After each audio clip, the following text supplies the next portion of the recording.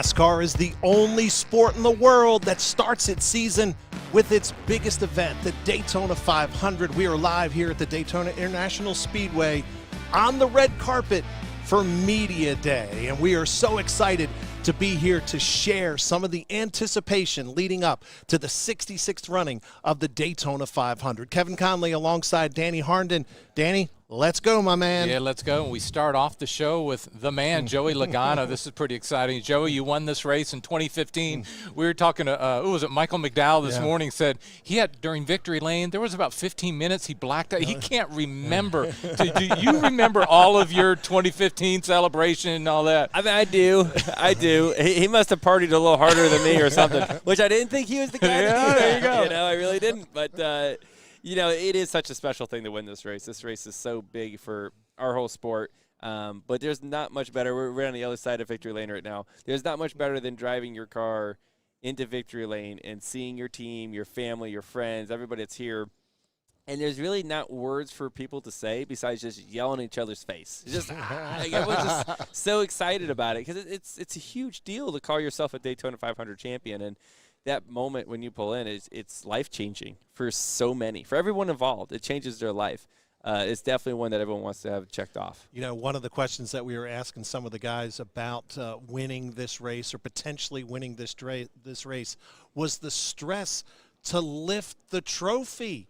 Because it's heavy. When you get out of the car, they're afraid not to drop it. I mean, the adrenaline's real. I mean, you lift it. I feel like in the moment, maybe I'm different than everyone else you've talked to. I feel like that thing goes right up. You know, so you're just like, I don't know. Your adrenaline is so fired up at the moment. You know, to lift the Harley J. Roller Trophy. I mean, that's the dream, right? That's what everybody dreams of for their whole life, really. If you're a racer and you're a kid growing up watching this, like you dream of putting that trophy up. And I mean, some of the cool things that come along with it, too. Like, I mean, they have the big trophy, like the one that stays, the one right behind you, and your name's on that forever. Like, that means something, right? You have the one you bring home with you, but that one stays here, has your name on it. That's cool. And they have the concrete out front with your hand, and your, which I didn't think was too cool until last year. I brought my kids out there, and they were putting their hands in, in my concrete spot, and I thought, that's kind of cool. So there's some neat things that come along with it. After you won it in 2015, you had a 6th place finish, another 6th, a 4th, a runner-up. That's what it's all about. You just need to have a chance at the end. You've done that. Yeah, there's been so many times we've been so close, and the times you didn't bring up, we were leading on the last lap and wrecked. So it's been a great race for us, right? We're like so close, but like one win 9 years ago is like, you know, like I'm about ready for another one at this point. We've been so close, so hopefully we can do it. We were within inches of it last year, so hopefully this year we can make the difference up. You know, for you, as you mentioned those things, the expectation level for you and your team at the level you guys are at, you expect to win. You anticipate winning not only this race, but being in the championship. That has got to be so rewarding and fulfilling as a driver to know every time you get in, you got a chance to win. I mean, that's what you're here to do. Yeah, I said years ago, I'm not here to have fun anymore. Right? If fun was growing up racing with my dad, that was great. But now it's a job, and the expectation to go out there to win is real, and not only on yourself, but the people who are working on your cars, your sponsors, your fans. It's life-changing for them too, right? I mean, they're looking at their livelihood saying, hey, you better go do your job out there. That's my food on the table too. So I got to stick up for that and do that. And I like that part of it. I'm good with it. But it's all about having that opportunity to win, like you said. And, you know, I've put myself in a great position, like a great team around me, great people that puts me in a spot that I can win any race. That's awesome. Joey, thanks for joining us. We really appreciate the time. 2 Cup championships, this would be a great way to start 2024 if you'd grab this one. I'd agree with you 100%. Yeah, that's a good call. Very good. Joey Logano, driver of the number 22 car for Penske Racing. Truly one of the threats, not only to win this race, but to win the championship. He gets it done every single year. Yeah, like we mentioned, there's so much skill, but also so much luck to win this race. And after he won it in 2015, you just keep putting yourself in position to win this race, and things will flow. That's right. Joining us now is Chase Elliott, driver of the number 9 car for Hendrick Motorsports. Chase, we appreciate it. As you get your headset on, Kevin, Danny here. Hey. We're along a stream on Nexstar Nation. 200 stations across the country. We are so excited to have the opportunity to ask questions, get your perspective on the upcoming season. This is a bounce-back year for you. Last year was not a great year. You missed some races because of an injury, didn't go to victory lane, didn't go to the playoffs. I know. You are ready.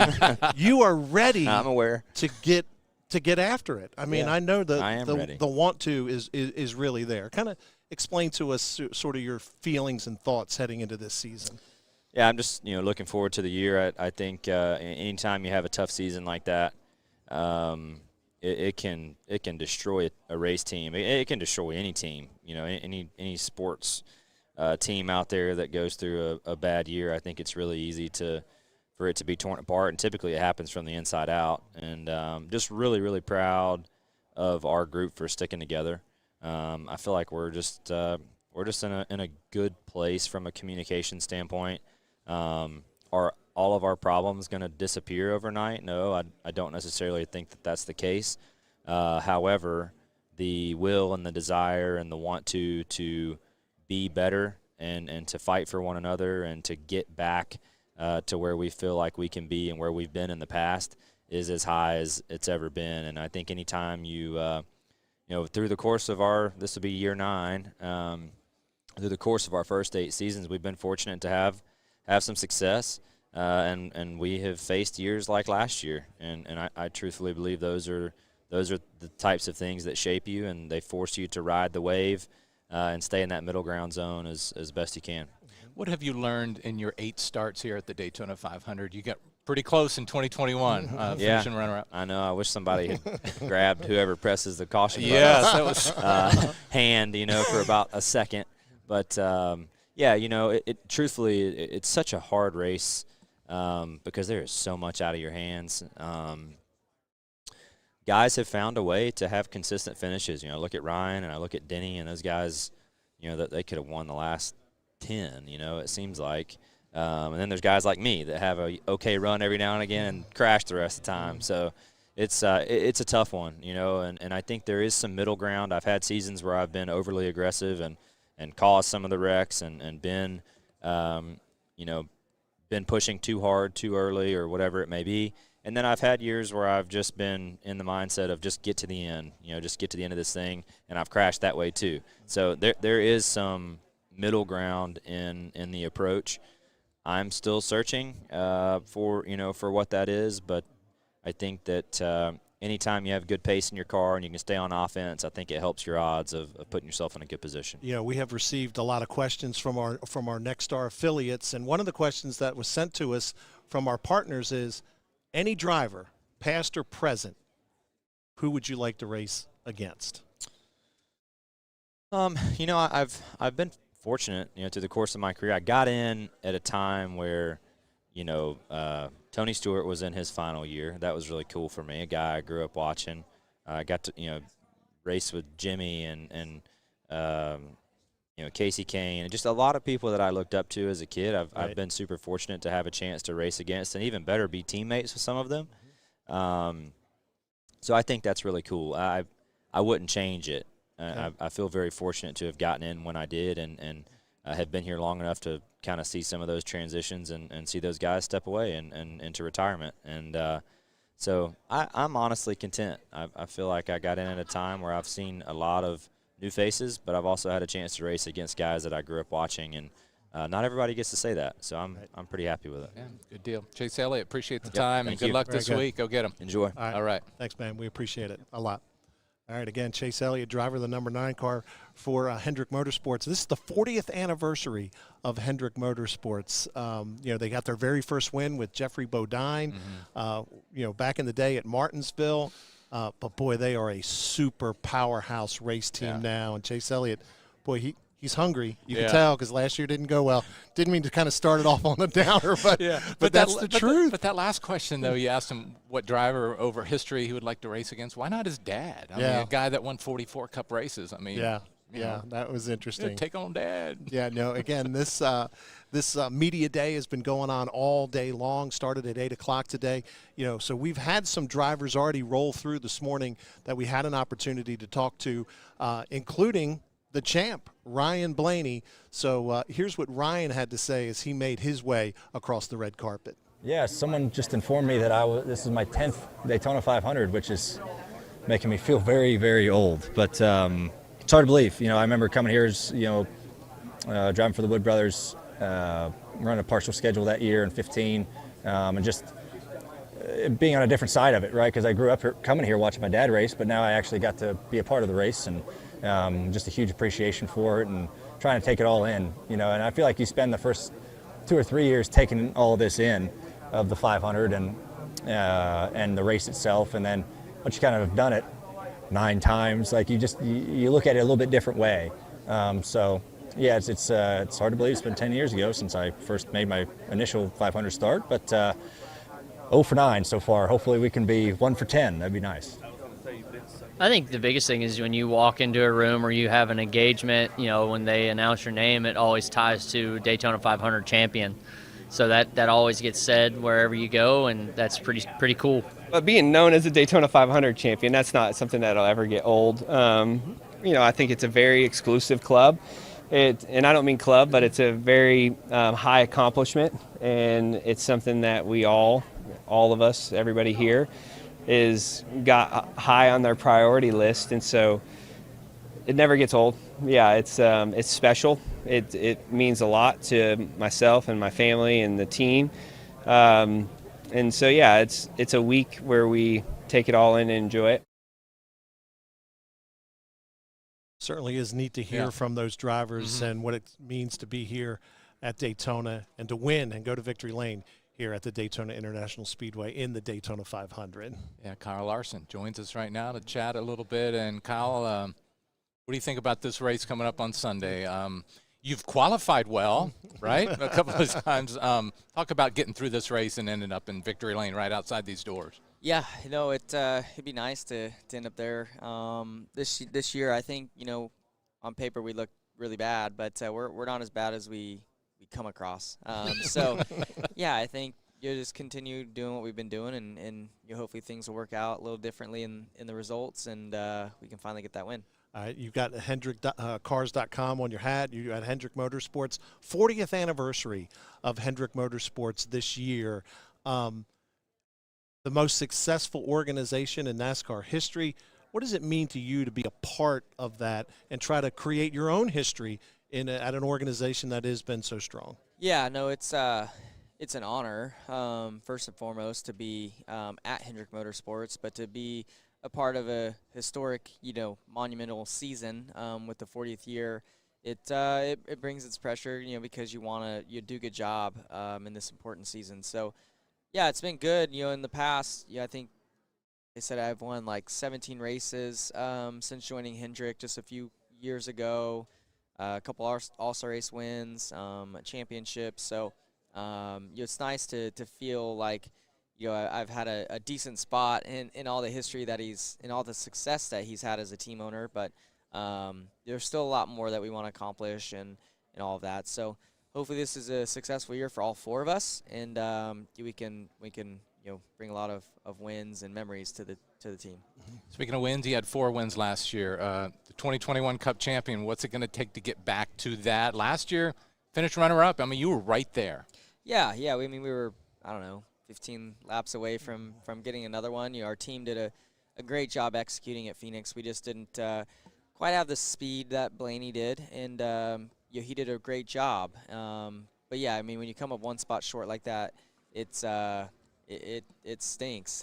So yeah, it just gives you a lot of motivation throughout the off season to improve on areas that you know that you need to improve on, and hopefully that'll translate to success on the racetrack. Today's Valentine's Day. It's a work day for you. We've got a couple of questions, related to Valentine's Day. Yeah. The third voice on our team is JB Buno. JB, fire off some of those oddball questions. Let's have some fun. It's Media Day, the Daytona 500 this Sunday, we hope, of course. Kyle, of course, happy Valentine's Day to you. We're gonna ask you a series of questions here for Valentine's Day. You ready? See if I can get them right. Let's say that caution goes on for a little longer than you'd like. What's the one snack you would love to have under caution right there with you in the car? Oh, I mean, we do carry snacks. So So what's your go-to snack? What's the snack you love? I think we have like a little Cliff Bar or something in my car, and maybe some and then we have some like energy gummies. For those long races, but you have to drink some fluid with it. But do you like them? Are they I like the tasty? gummies. I like the gummies a lot. But Okay. if you eat too many without drinking fluid with it, it gave me like a headache, stomach ache. So Gotta be careful. All right, how about this one? All right, you could add any race you want to the NASCAR circuit, any race in the world. You could pick a location, a destination to build a NASCAR track. I'm giving you $1 trillion to build the track of your dreams. Where are you going to build it? $1 billion. I think it's gonna take more than $1 billion. Gosh, I don't know. Overseas somewhere. I mean, if we could race somewhere like in Europe, like replicate like Homestead or Bristol maybe, and go to somewhere in Europe would be pretty awesome. How about around Stonehenge or something cool like that? Would that be cool? I mean, I've never been to Europe, but I assume it's nice. I've heard it's nice. NASCAR in Europe sounds good to me. All right, last one. We know, obviously, with Taylor Swift, the impact that she has had with the Kansas City Chiefs, who just won the Super Bowl, and, of course, with the NFL. If there's any celebrity, you could pick any celebrity in the world to have on your team for race day. You can have your pick. They're there with you, wearing a headset in your ear for the Daytona 500. Who is it? I don't know. I don't follow celebrities that well. Rock stars, favorite actors. Got to be somebody you look up to that you'd love to have with you. Gosh, I don't know. I don't like celebrities that much. I don't like the limelight, so we'll keep it as it is. Well, I hear good. Dwayne "The Rock" Johnson is going to be here on Sunday, so maybe, I don't know, maybe he finds his way over to Kyle Larson's area. He's a big dude. He might have trouble climbing in a car. Yeah. The Rock is He won't fit in big. mine. He definitely won't fit in my car. There you go. All right, very good. Kyle, we appreciate the time. Best of luck to you this season. Yep. All right, thank you, All Kyle. right, very good. Kyle Larson, driver of the number 5 car for Hendrick Motorsports. And very much like the guys we've already talked to today, Joey Logano, Chase Elliott, threats to win every single race and a threat to win the championship. Yeah, we talked about this earlier this week about the last 3 winners. I mean, kind of surprised a lot of people. McDowell and Cindric and Stenhouse last year, and maybe this will be a big name, a big name that pulls it out this year. Yeah, I mean, Denny Hamlin, of course, he's got 3 Daytona 500 victories, but he doesn't have a championship. Yeah. And he has not shied away from that fact that is something that he desperately wants on his resume. So it'll be interesting when we get an opportunity to talk with Denny Hamlin in just a little bit and get his thoughts about this upcoming season, and in particular, chasing that championship, that elusive championship for him. Yeah, it was interesting. A lot of times, especially with Kyle or whoever you talk to, and you're like, yeah, this happened last year, and they're like, yeah, I know. I know it was rough, but we're going to turn this around. Chase, too. That team wants to turn it around this year. It was rough last year. Yeah, one of the things that I've learned over the years about different athletes, NASCAR drivers, they usually have great memories. Yeah. Okay, and the things that stick with them, maybe a little bit more than the victories, are the disappointments. The ones that just got away are the ones that that stick with them, and the ones that they truly like to talk about. Again, we're here on the red carpet at Media Day here at the Daytona International Speedway. We've had an opportunity to talk with a few drivers, and once they get done with us, they go and answer questions from other media members, talking about the Daytona 500 and talking about the upcoming 2024 season. And I'd like to just jump in here for a second and say that I'm going to be asking you guys some questions over the course of the stream too. Maybe some. Wait a minute, that wasn't a part of the script. That's live streaming, man. We just figure it out as we go. We're just going to ad-lib it and figure it out, and that's how you get the most raw, genuine answers from people. Maybe I'll pick you guys for a driver to look out for. But I'm going to start with this. We'll start with this. We're the Valentine's Day theme, right? If there was if you were in a race and let's start with the snack question. You guys could have any snack under caution while you're driving there, in circles, waiting for the race to resume. What would it be? All right, it is Valentine's Day, which is like the biggest holiday for chocolate. I got to have some chocolate. It's got chocolate, yeah. All right, and my go-to would be one of 2 things: Reese's Peanut Butter Cups or a Heath bar. A Heath bar. Oh yeah. Yeah. Okay. Yeah. Okay. That's kind of my go-to. I thought you were going to say peanut M&Ms because where are they? We had a big bowl in the kitchen, and they're like almost gone. Time out, Tiny. Time Okay, out. I've had 20 or 30 or whatever, Yeah. but that would be mine. I Okay. like the peanut M&Ms, and then I like a handful of almonds too, and just all at once. I love that. I love There that you combo. go. Okay. I All like right. it. Okay. That's pretty good. JV, what's It's your going to be go-to? some kind of a sour candy because I love things that are sour. All things sour. All right. That's my go-to. All right, We have a new very guest. good. All right, we've got the champ, Champ. Ricky Stenhouse Jr. We were just We talking were about talking about candy. candy. I heard sour and now. Okay, all right. So, Yeah. all right, so we'll start. We'll start with this question. Under caution, extended caution, is there a go-to food or candy that you would want to have in the car to eat? Oh, Reese's for sure. Yeah, all right. Okay, so that's me. So That's why? me. Why Reese's? Good, dude, they're just so good. Just I period. love They're peanut just butter. I love delicious. peanut butter. Okay, there you go. Peanut, it's I the love perfect- peanut butter, and so yeah, and I like them room temp. So I mean, in the car, a little heated probably wouldn't be too bad. Oh, You don't okay. take a bite. It's just all in, right? It's just, Yeah, no, I mean, Yeah, They're bite the size. times I've ate in the car, like just throughout the years, it is very difficult. Yeah. There was a race that was rain delayed, and I didn't have time to eat dinner. Like it was like, oh hey, track's dry, let's go. I had my guys hand me like a protein bar, and like I'm trying to break it off, and like, put it in my helmet. Did and you ever get stuff. crumbs on that? Yeah. on Oh, that it was suit? all over the place. Man. It was all over the place. Full, I felt like, full face helmets make yeah, it I a felt little like bit I of a looked challenge. like a kid in a car seat or something. Food everywhere. All but- right, very good. All right, let's go back to last season. Victory lane is right behind us. You won the Daytona 500. What was that like? Take us through the emotions and the feelings that you had winning that race. Yeah, I mean, it was just over the top, really. I mean, it's the biggest race of the season. I'd been trying to win it since 2012. You get one shot a year at getting it done, and I've won at Daytona before. I've pulled into this victory lane, so I knew what to expect there. But I think you don't realize how big it is, and not really how big just that moment is, but like how far it stretches, when you're done, and throughout that whole next week, and being able to promote this race, promote all your partners in NASCAR for that period of time, it was really special. And now coming back trying to defend is something that I'm looking forward to. As far as Vegas odds go, you weren't one of the favorites last year. No. Neither was Michael McDowell. Neither was Austin Cindric. Why do you think that's on a little trend going these days? I don't know why the trend is that who has won lately, but I think it's super speedway racing definitely lends its hand to getting to the end of the race, no matter what. And so sometimes a lot of the faster cars aren't around at the end. But that's part of it. I've had some of the fastest cars here.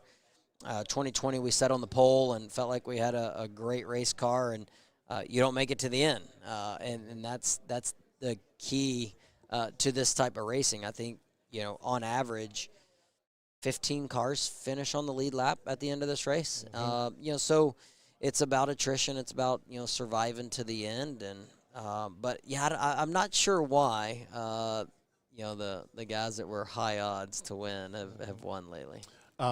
Last year, after you won, the viral clip of you going into the Waffle House with the trophy, I cannot believe it didn't lead to a Waffle House sponsorship in some capacity. I didn't have anybody reach out. I'm not sure. Hopefully they buy all their supplies from Kroger in the back there. But I've always been a big fan of Waffle House from my times at sprint car racing and dirt racing, and late night eating after the car wash and after the dirt races at night. Your options were limited, either there or Taco Bell. So big fan of the Waffle House. Waffle House and Reese's, I hope you're listening. Yeah, You're there you watching go. somewhere. There's got an it. opportunity. Normally I have What do you got going on there? I don't know. I had Reese's on my suit last year, which was really cool. You got the ice cream, the drumstick Oh, ice yeah, I cream got bars. drumsticks, yeah. Yeah, those are good too. I mean, you look at my suit, it's pretty much a full grocery store. I mean, really anything that you need, we got. Yeah. Just throw it in the cart. Let's go. Let's go. Do you practice rattling off all of the sponsors? You know what I mean? Well, luckily, for us and the way our program works is, we obviously Kroger is kind of the footprint, and then we got a lot of our Kroger racing partners that kind of fill the gaps and pick each race. So I don't have to rattle every single one of them off. Like this weekend we got our Boost by Kroger plus Cottonelle Camaro is what we're going to try to defend with. And so paint scheme's really similar to last year. The hood looks a little bit different. We added a little. I'm just going to call it pink. Fuchsia, maybe? It is called fuchsia. Oh. You nailed that. I have no idea where that came from. He's got a lot of fuchsia golf Did you shirts, color I like think. you must have colored a lot when you were a kid, like those big. But outside and you had the the lines. big boxes. You had the big boxes. Outside the lines, Yeah. not inside the lines. Very good. So you've won a Daytona 500. You've won a summer race here. You won Talladega. When you get into a super speedway race, you feel, all right. I feel confident. Yeah. I feel confident. I enjoy the draft. I enjoy, the pushing and the blocking and, the side drafting and, the little nuances of, what I feel like you can only learn when you get out there. I mean, you can watch tape and learn a few things, but there's a lot of stuff that you feel. And, I feel like for me, I didn't like it for the longest time when I was in the Nationwide Series. I didn't, and I think it's just because I hadn't learned enough about it. And, so I would say 2012, that kind of time period, I feel like in the Nationwide Series is when I started to feel like I've learned enough about it to, to be good at it or, to be, on the offensive side. I felt like forever I was on the defense, just trying to stay towards the front, blocking here, blocking there, but like I didn't really ever feel like I was aggressive and on the offense. And the more I've learned, the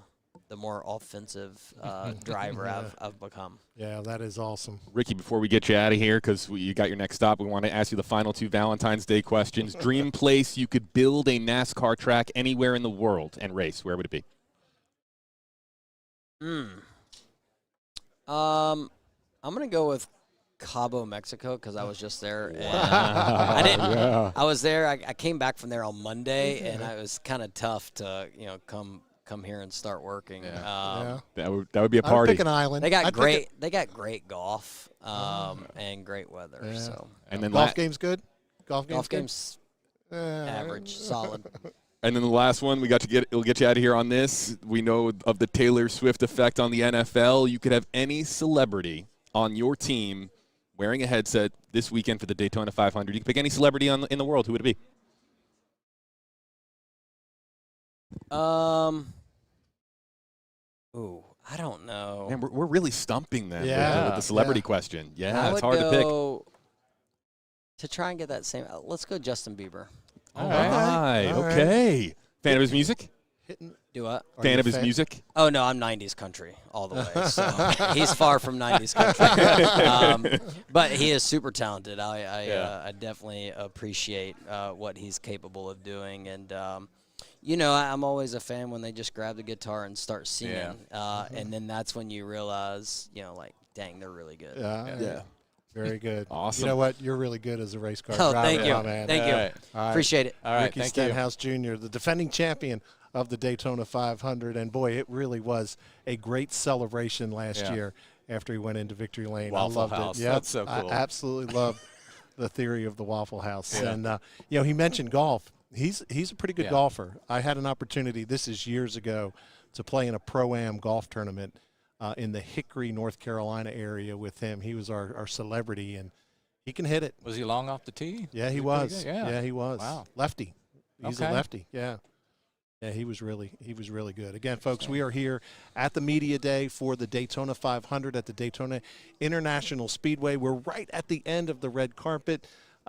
Drivers that have their opportunity to talk to the different media members across the country. They'll come sit down with us and chit-chat a little bit about the Daytona 500 and, of course, the upcoming season, the 2024 NASCAR season. I think it's going to be a really, really big year for NASCAR. They've had a few years now with the new next-gen car. They've certainly figured out a lot of things. The competition has been outstanding. If you look at the last 8 super speedway races, which are Daytona and Talladega, there's been 8 different winners.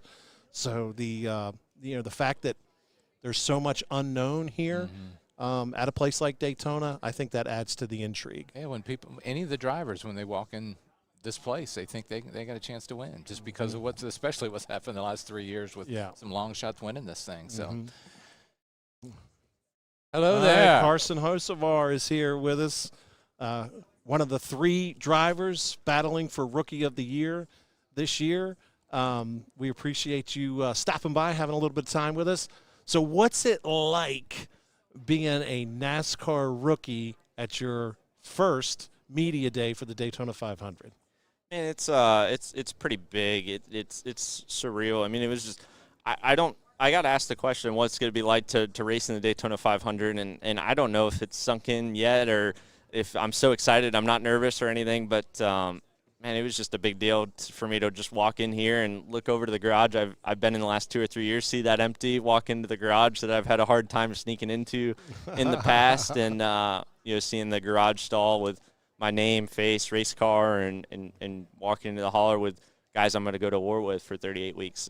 It's just super special. Just that little thing for me is what makes me so excited to take on this battle and journey. Yeah, a couple weeks ago you had a big birthday, 21, right? Yep. Is that a big deal to you? And what'd you do? To be honest, I had probably the most boringest 21st birthday. I didn't even really celebrate. I was like, man, this is gonna be perfect. I'm gonna wait. I'm gonna watch the Lions kick ass. I'm gonna watch them win. And they lost. I had some buddies over. I was like, all right, y'all can let yourselves out. I'm going to bed. How heartbreaking was that Lions loss? Because people from Michigan, you've been waiting a long time. I finally cared. I finally was invested. I haven't watched. I was like so I've only watched a few games this year. I only watched like 2 or 3. Just paying attention, right? Obviously busy and everything. But I was like, man, I'm gonna sit down and watch. And me and my dad watched earlier, and they lost to the Cowboys a few weeks earlier or whoever. And it was when they didn't pick the guy and he threw it. I don't know all the deal. And we lost by the sword of Dan Campbell, but I'm like, man, we're going to win the next ones. Yeah. And then I finally tuned in again, and they lost again. I'm like, I'm done watching. You're bad luck, huh? Every time I watch, we lose. We live and die by the sword of Dan Campbell. Obviously, they did a lot of great work. Yeah. But well, Carson, maybe you could watch the Chiefs a little bit and have a little bit of an effect on the Chiefs. You back it down over there. You're on the other side of the table for a reason, I can tell. All right. Explain to us the moment when you got the call that you were going to be in this ride for Spire Motorsports in the Cup Series. What was that like? It was pretty special. I remember the call I got for Gateway alone, just to run that one race, and it didn't feel real. And I remember I got a call, and they were like, "This might happen," and I'm like, "All right." Well, they're like, "Oh, we'll call you in a few hours." I'm like, all right, well, now I'm the most nervous guy. I'm going to need to pull over. I'm driving right now. I need to relax. I remember I was in a meeting at Nice with our truck team, and we're focused on that, obviously. And all of a sudden my phone started buzzing. I'm like, man, I want to take this call. I want to walk out, but also, too, I'm bouncing. I want to, this is the team I'm racing for a championship for, but this is calling. If I don't answer it, are they going to give away the seat? What's going to happen? But, man, we did that race, and I've never walked out of the infield care center and got so many high fives and smiles and head nods from team owners and team personnel. And I remember walking down the line. Obviously, team owners, they normally want their alone space, and they're up on top of the haulers. And when I was walking back, I remember just looking up, and I got about every head nod you can get of, and that was a special moment that I hope to remember visually for a long, long time. Yeah. Is it official? You're 6'4", right? Are you the tallest Cup driver, and is it tougher for you to get in and out of the Cup? Sometimes a little bit.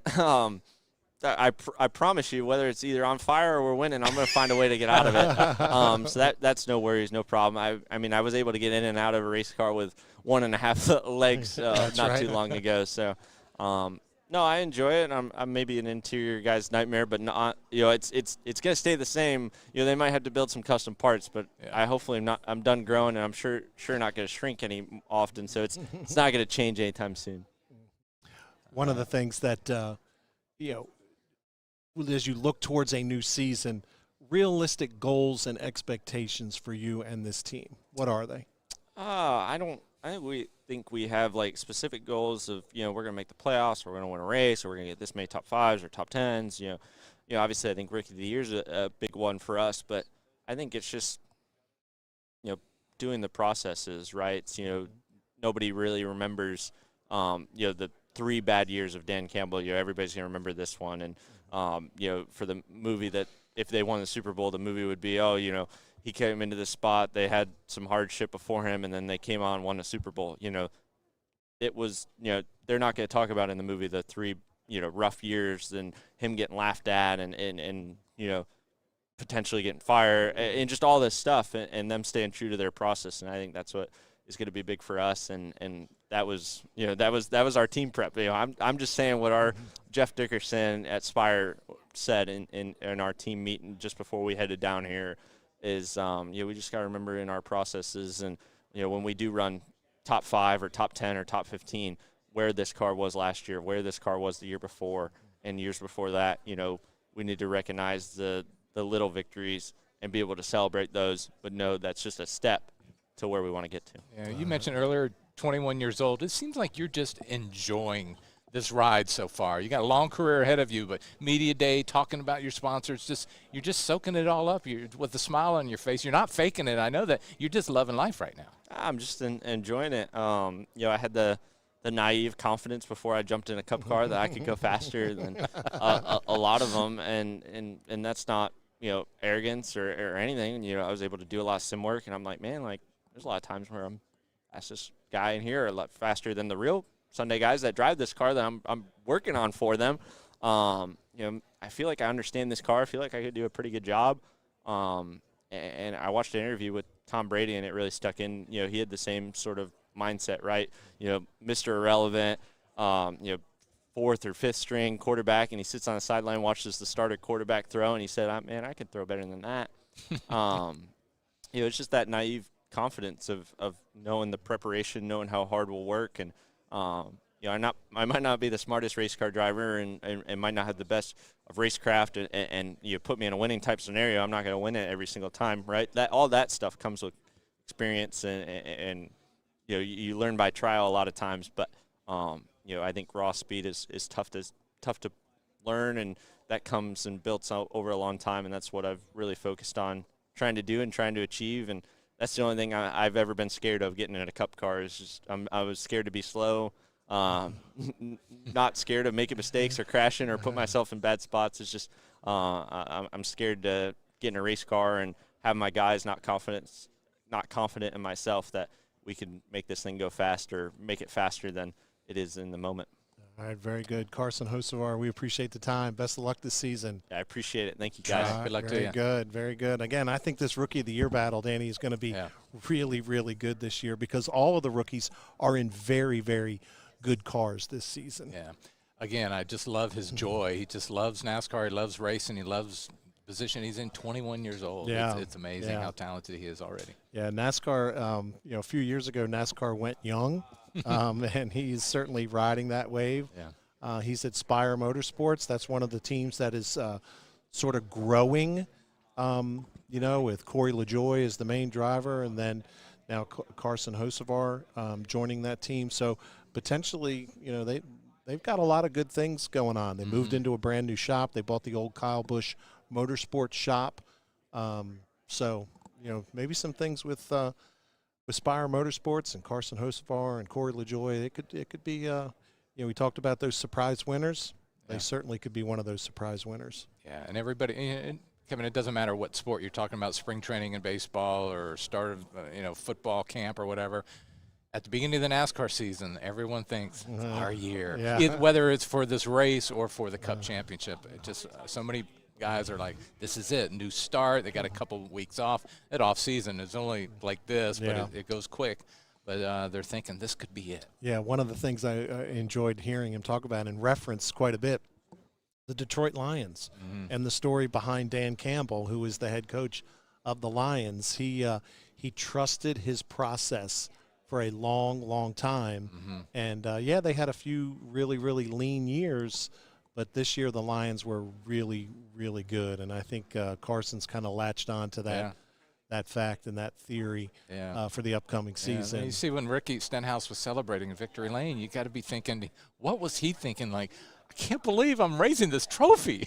I can't believe it happened. Yeah, that trophy, by the way, is right there behind us, you guys. It's here. It's always on the media day red carpet, and I always get goosebumps seeing it. It is really cool. Yeah. I was doing a little research today. The one behind us is over 100 pounds. The one right there, it's 100 pounds. It's 4 feet tall, 5 feet wide.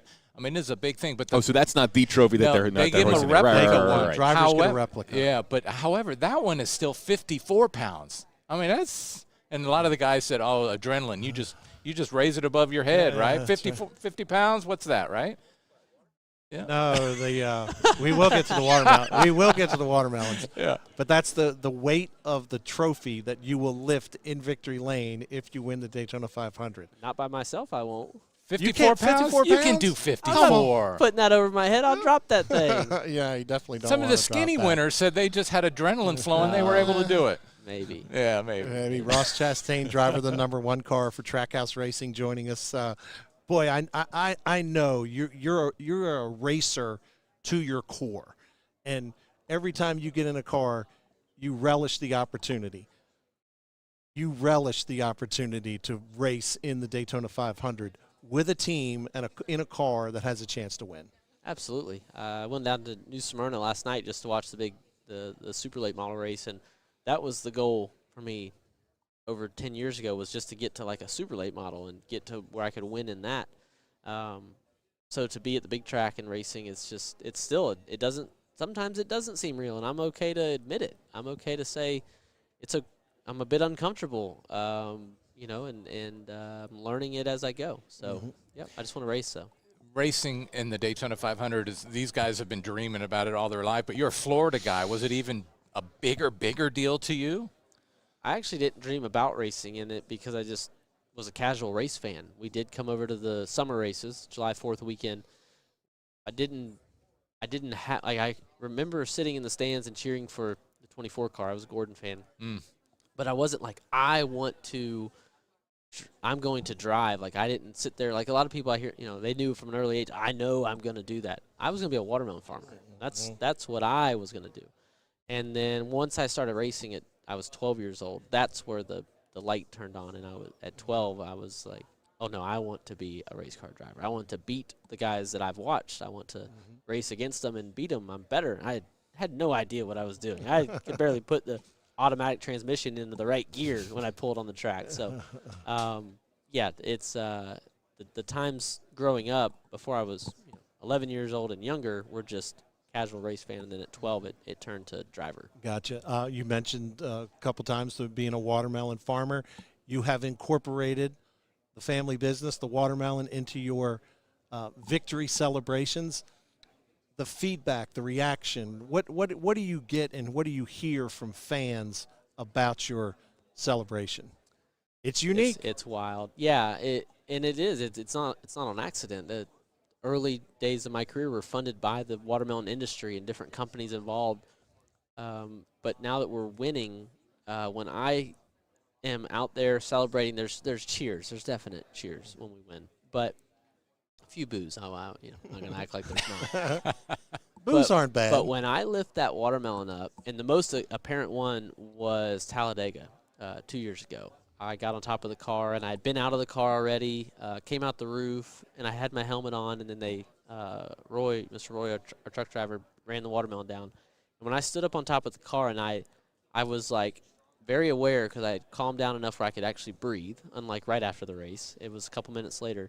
And when I lifted it up, I felt like this percussive like impact of like no, and it's the noise of the cheers.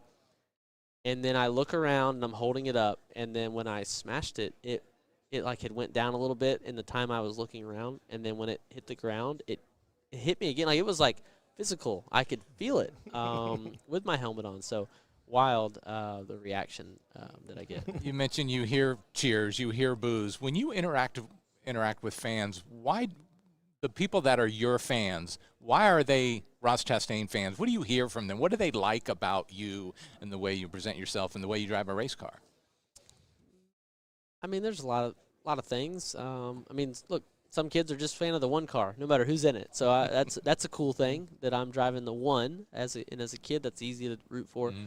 And then after that, I mean, some like the noise that comes with me of racing, and that other drivers get aggravated. Some just like it for the watermelon. Like they just want to see the watermelon smash. They really don't care that I won, just that I'm the guy that's going to smash the watermelon. Yeah, but I think a lot of them just like the racing side. You've basically been at Trackhouse Racing from the beginning, the ground up. Explain to us sort of the growth of this team and how cool it is to be a part of something from the ground floor. Yeah, when Justin first told me about Trackhouse, there was nothing. There wasn't a race car hauler, nothing, bolt, engine, anything. And they did it 1 year as a satellite team of RCR. And then when they purchased Chip Ganassi Racing, which was the team I was driving for, that's where the foundation was CGR, and then the two cars, at the time the 1 in 42, now the 1 in 99.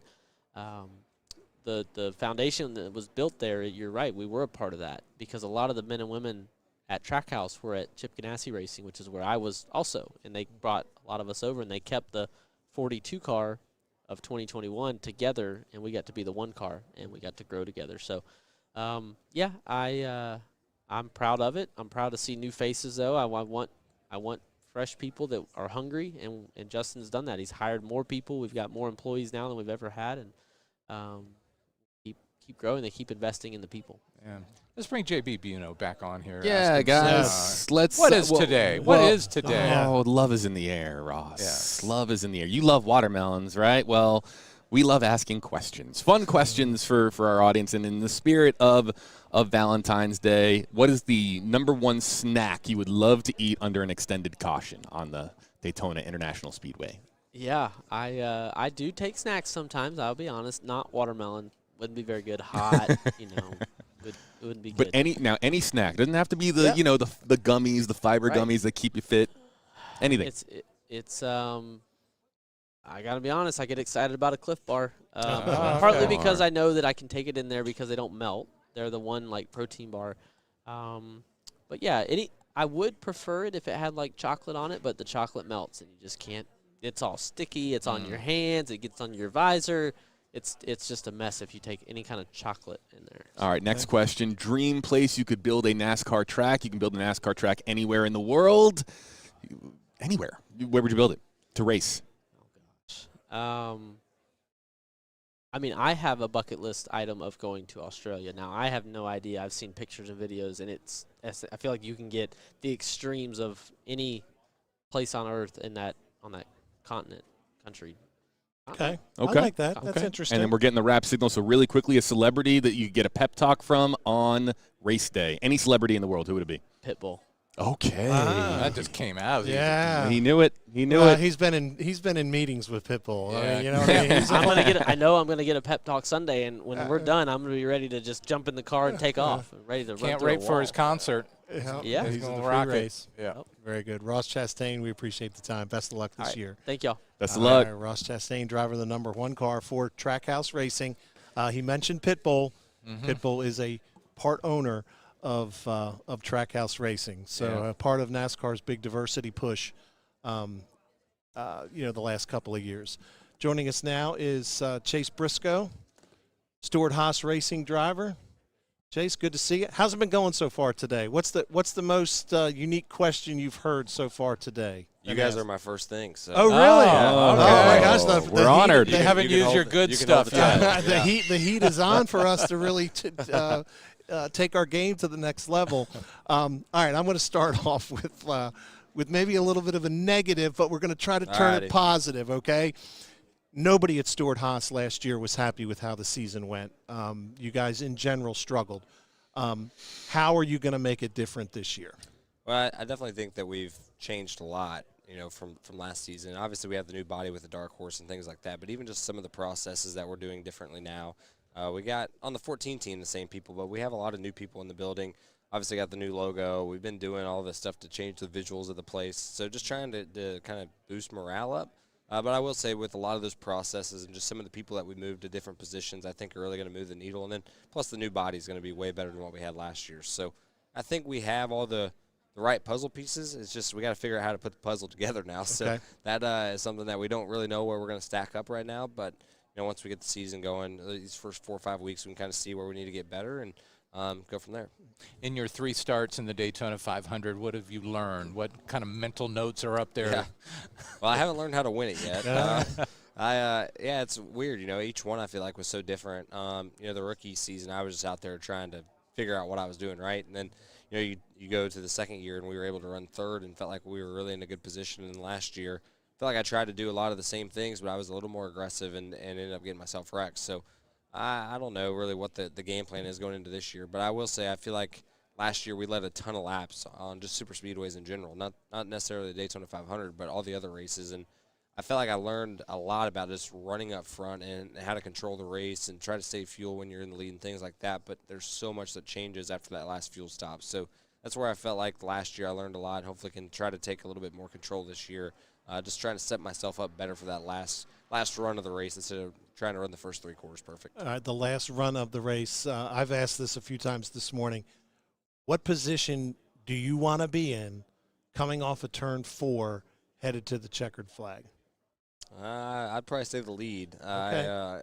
I feel like I could control a little bit of my own destiny. It's hard, if you're in second, if you don't get the right push or run or whatever, it's hard to even do anything with the leader sometimes. Where you're the leader, I feel like you have not maybe the slightest bit more than a 50-50 chance, right? I just feel like you can control a little bit more about your gap and things like that. But it's definitely harder to be on defense than it is to be on offense. So, I don't know. I'd say probably the lead, but it's hard to say. When you get wrecked out of a super speedway race, I'm amazed how almost all of you guys just businesslike. You get out of the car, you're frustrated, but you just you keep it under control. I would just be like, come on, I had a good car. This is not my fault, but it's just part of the business. Yeah, right? I think you see more frustration in other tracks just because here there is so much out of your control, and you kind of know that going into it. Where at the other tracks, I feel like you get a little more frustrated if you wreck just because it's something more that you did more than likely. But, yeah, here it's just part of the game. You know it when we wake up Sunday morning and what can happen. And, even months ago we knew what could happen. So, yeah, it's just part of the nature of the beast here, and you definitely kind of know that what can happen. All right, you've mentioned control of the race, being out in front. You've mentioned offense, defense. If you're out in front, defense means blocking. How hard is it to block during a race? It's hard. It's hard to do it the right way. I think anytime you block, the guy behind you probably gets mad, but it's hard to block and do it efficiently where you don't cost yourself positions or put yourself in a bad spot to get wrecked. I think 9 out of 10 of the wrecks we see is because of a bad block typically. So it's hard to figure out how to do it right, and there's a few guys in the field that know how to do it really well, and hopefully I can learn from them. When you walk in this place this week, especially the long shots that have won it the last 3 years, Cindric and McDowell and Stenhouse, everybody, yourself, you walk in here, you go, you know what? Look at Vegas odds. Who cares? It may be a long shot, but I got a chance. Yeah, for sure. Everybody's got a chance here, and that's kind of the cool thing about, I think, the Daytona 500 is that all 40 cars in the field have a chance, and that's something that, you go to another racetrack, you don't necessarily have that.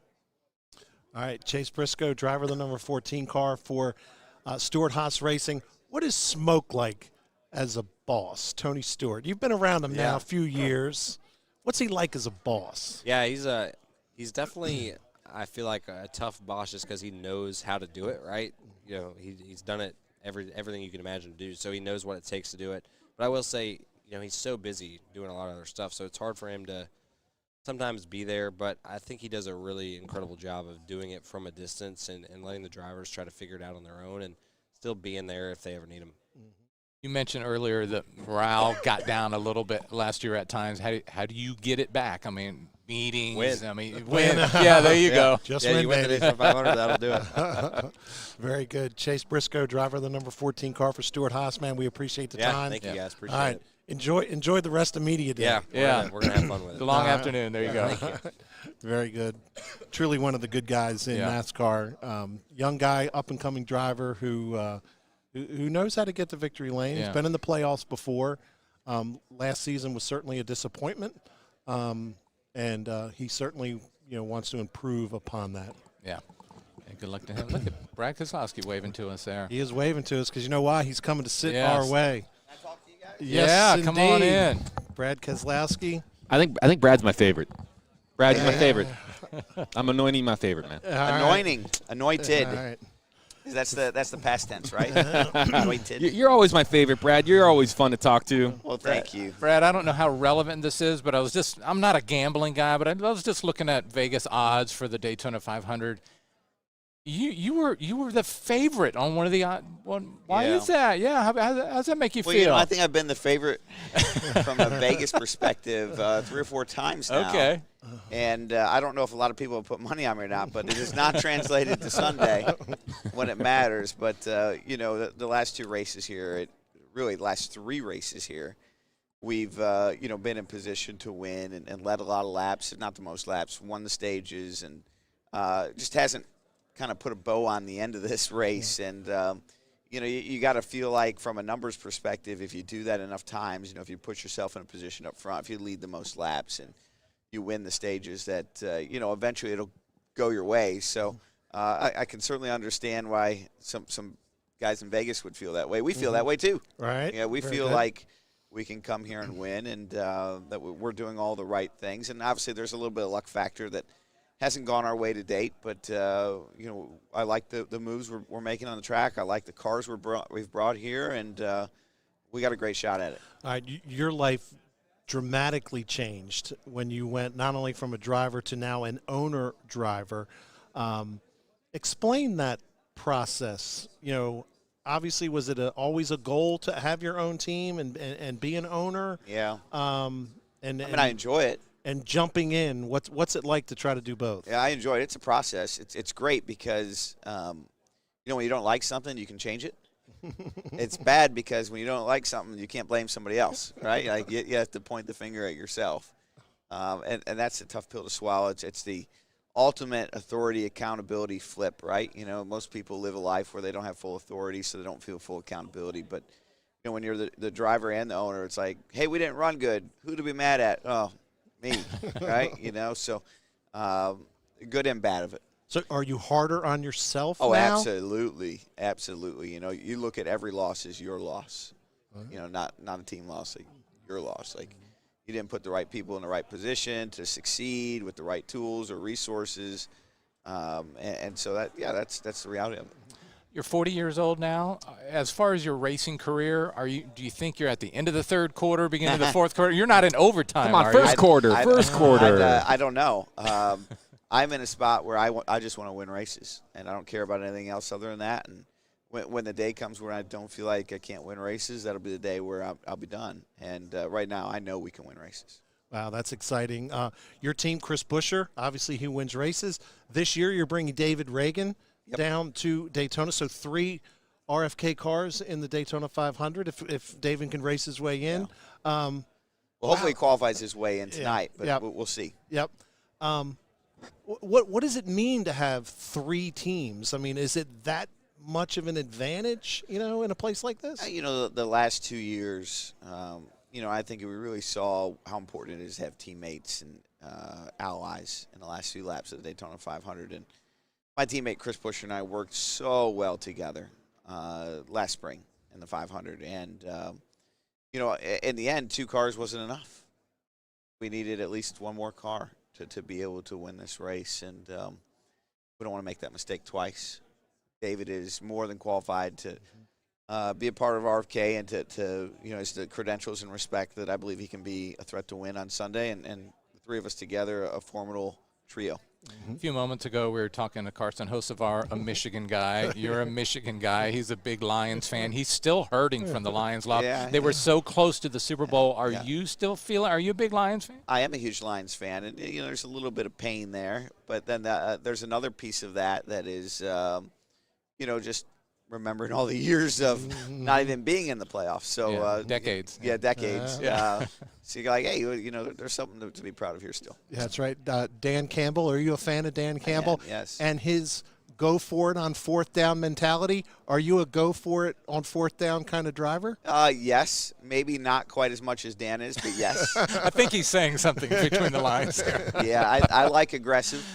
There's scales of aggressive, but I like aggressive. All right. So on the scale of aggressiveness, where would you put yourself, 1 to 10? I'm like a 7.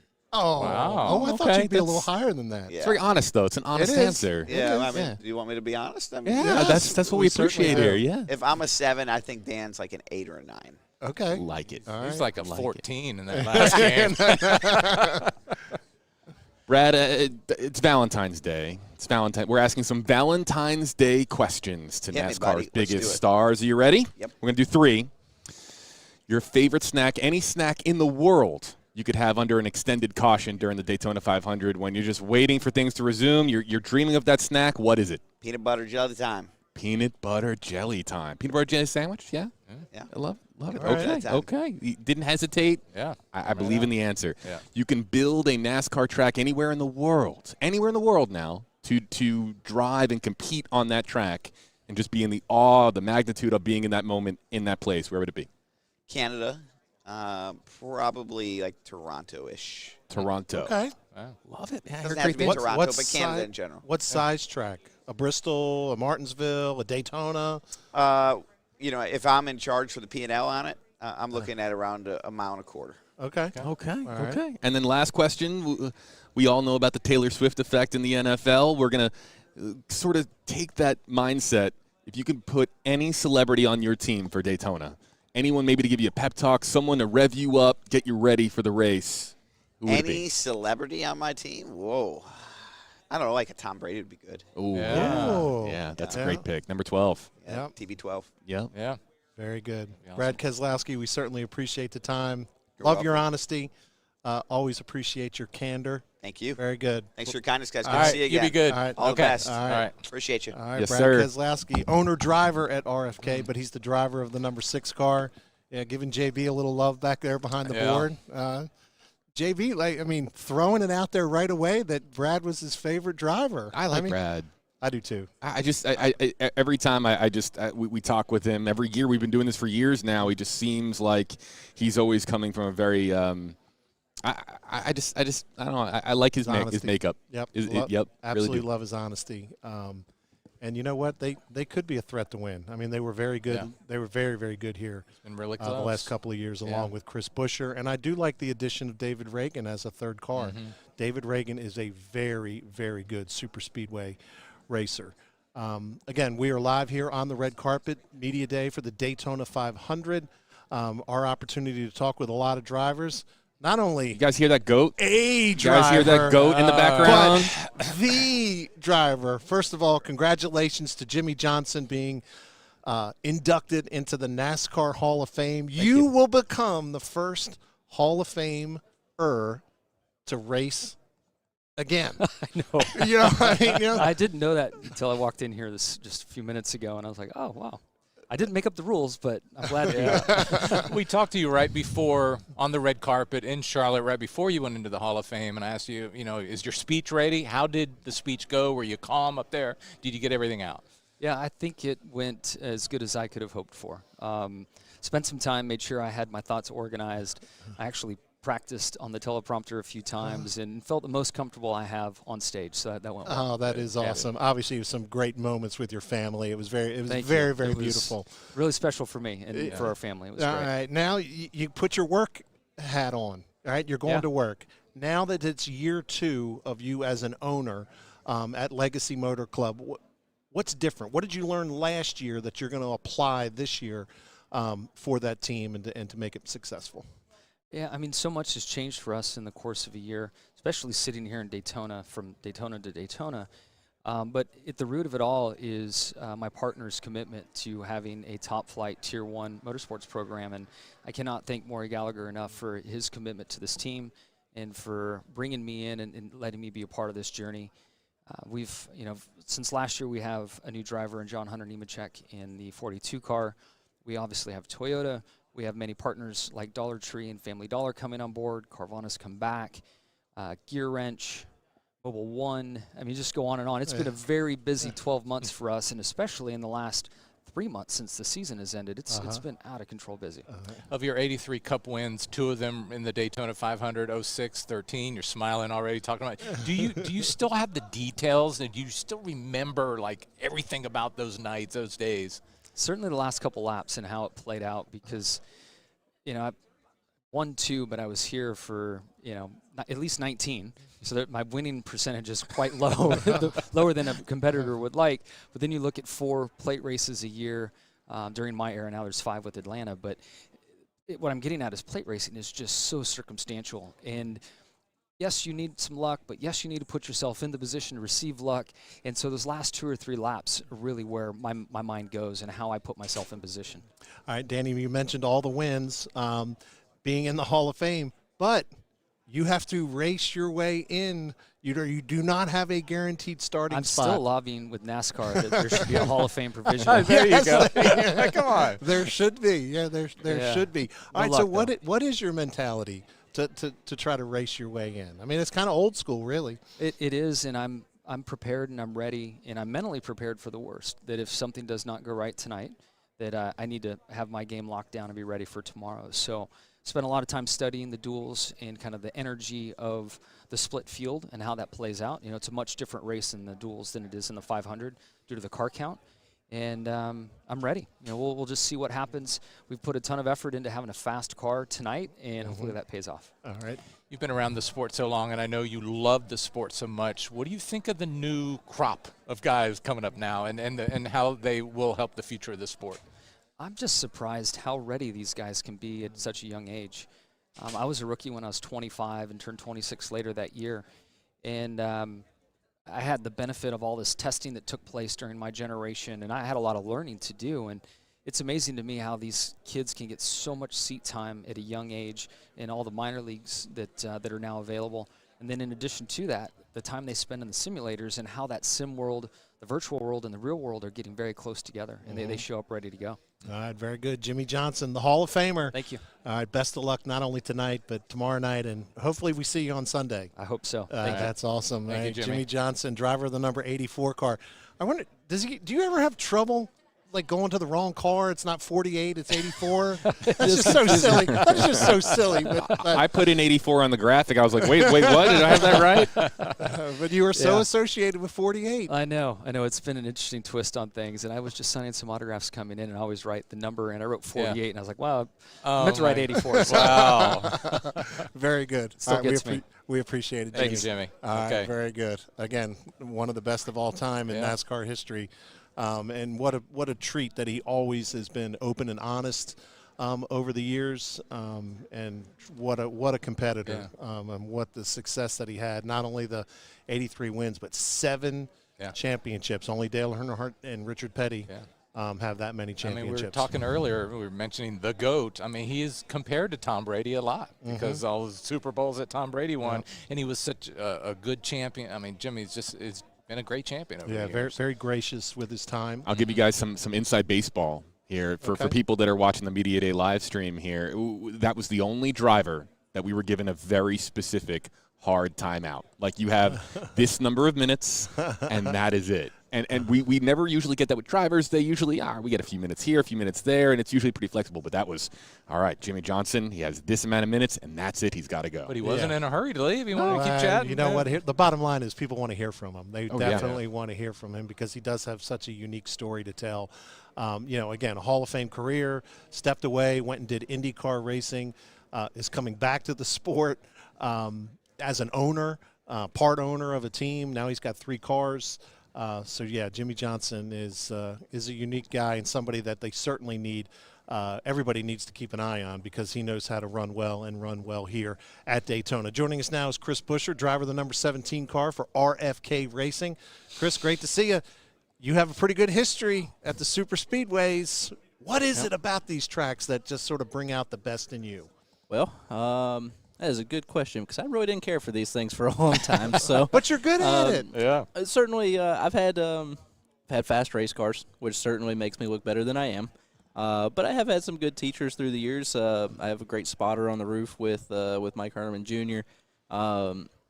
We've been able to really work diligently to work together as teammates when it comes to these races, and that's been Brad and myself. Now with David Reagan in the 60 car, excited about that opportunity for us. All that just gives us more chances to go out here and look good. But like I said, we know we're going to have the speed. We've studied really hard for these things. We work really hard to find each other's teammates, knowing that we can trust each other's pushes, that you're going to stay in line, stay committed to try and make those runs work. You're not going to leave each other out. All that goes a long way when we go to these places to where we're able to really make a lot of headway in ways that, yeah, you probably could with another driver at times. But at some point, they're going to look out for themselves, and they're going to pull out, and they're going to leave you hanging, and next thing you know, all the work you just did, it's for nothing. So, when we do that and we make this very deliberate decision to find each other and be up front and working off each other's bumpers, it makes it look really good and puts us in really good spots. Yeah, as we mentioned, you've done pretty well. 8 starts, you've had a 3rd, a 4th, and a 5th finish. But how do you deal with this since you're a competitor that there's so much luck involved here? How do you how do you deal with that? Well, I'm glad to hear you say that because early on in my career, I heard way too many times that you make your own luck and there's no such thing. And I never bought into that. I was calling BS on it real quick because there is a certain amount of luck involved when you go speedway racing. And, you try and control your own destiny. You try and be ahead of it. That being said, the crashes have come from the front row a lot lately. The statistics on that used to look very different. Used to be a big danger zone right there at like 11th to 13th. Well, now it's pretty consistent from 1 to 25. And then, it's really safe from 32nd to 36. Really safe. But no one's running there. So, not on purpose. So with that, you just got to understand that there is that factor in there, and that's honestly helped me enjoy speedway racing better. I didn't like it for a long time because of that, because I didn't feel like I was in control. I thought there was a ton of luck, and there is a certain amount, but then it did take a little bit of self-reflection to sit down and say, you know what, yes, there's luck involved, but if it's the same 4 or 5 cars up front every time and the same car winning a lot of these things, at some point you got to say there's something else to it, and there is a certain factor, a skill set, a mentality to it that has certainly helped me be better and come to appreciate them, enjoy them, and then just take that luck factor and say, you know what, sometimes it's going to happen. And actually, Jack put it best. This was a couple years ago, and he told me, he said, we got in an accident, we run and go, got in an accident. I was really mad, and Jack said, you know what? It's just the tax. I said, what tax? He said, well, sometimes when you go super speedway racing, there's a tax you pay, and that tax is losing a race car. He said, it's just the tax. Can't do anything about it. It's like, expensive, but it's very expensive. I mean, he probably should have been more upset than me. But Brad Keselowski has come into Roush Fenway, now RFK Racing. What has he brought to the table for that team, your team? So much. Not that we don't have enough time to go through everything, but you know what? It's interesting. Brad and Jack remind me so much of each other, and I don't know if either of them would admit that or agree with me on that. But man, it is very very stunning to see that. But at the same time, Brad's mindset, he's very analytical in a lot of his thinking. We've really taken a real deep dive into detail work and understand that this car is very close together across the field, and that's going to come down to the smallest things to make a difference. And he's been a firm believer in that from the get-go, and sometimes that's making sure that a bolt is as short as it can possibly be. Sometimes that's saying, look, a clean environment gives us clean race cars, which makes us more proficient. Sometimes it's as simple as that, and maybe that's the most noticeable one that people would see when they come to the shop is it doesn't look the same at all. It's very clean. It's very black and white. There's no color anywhere in there. The stations are all very organized, and it's just to make our environment more proficient. And we feel like that is found speed for us. And yeah, people, you're going to have those that have worked in racing their whole lives are going to say, well, the floor being clean is not going to make us faster. Well, even those people are bought into it now and say, you know what, it's a little bit of a pride thing that, yeah, directly that floor being clean does not make our car sit on the pole at Daytona, but it is just that pride in workmanship and in your environment that's helped carry over. So that's scratching the surface, Gotcha. And that's being generous because there's so much more to it. But just a couple things along the way like that start adding up.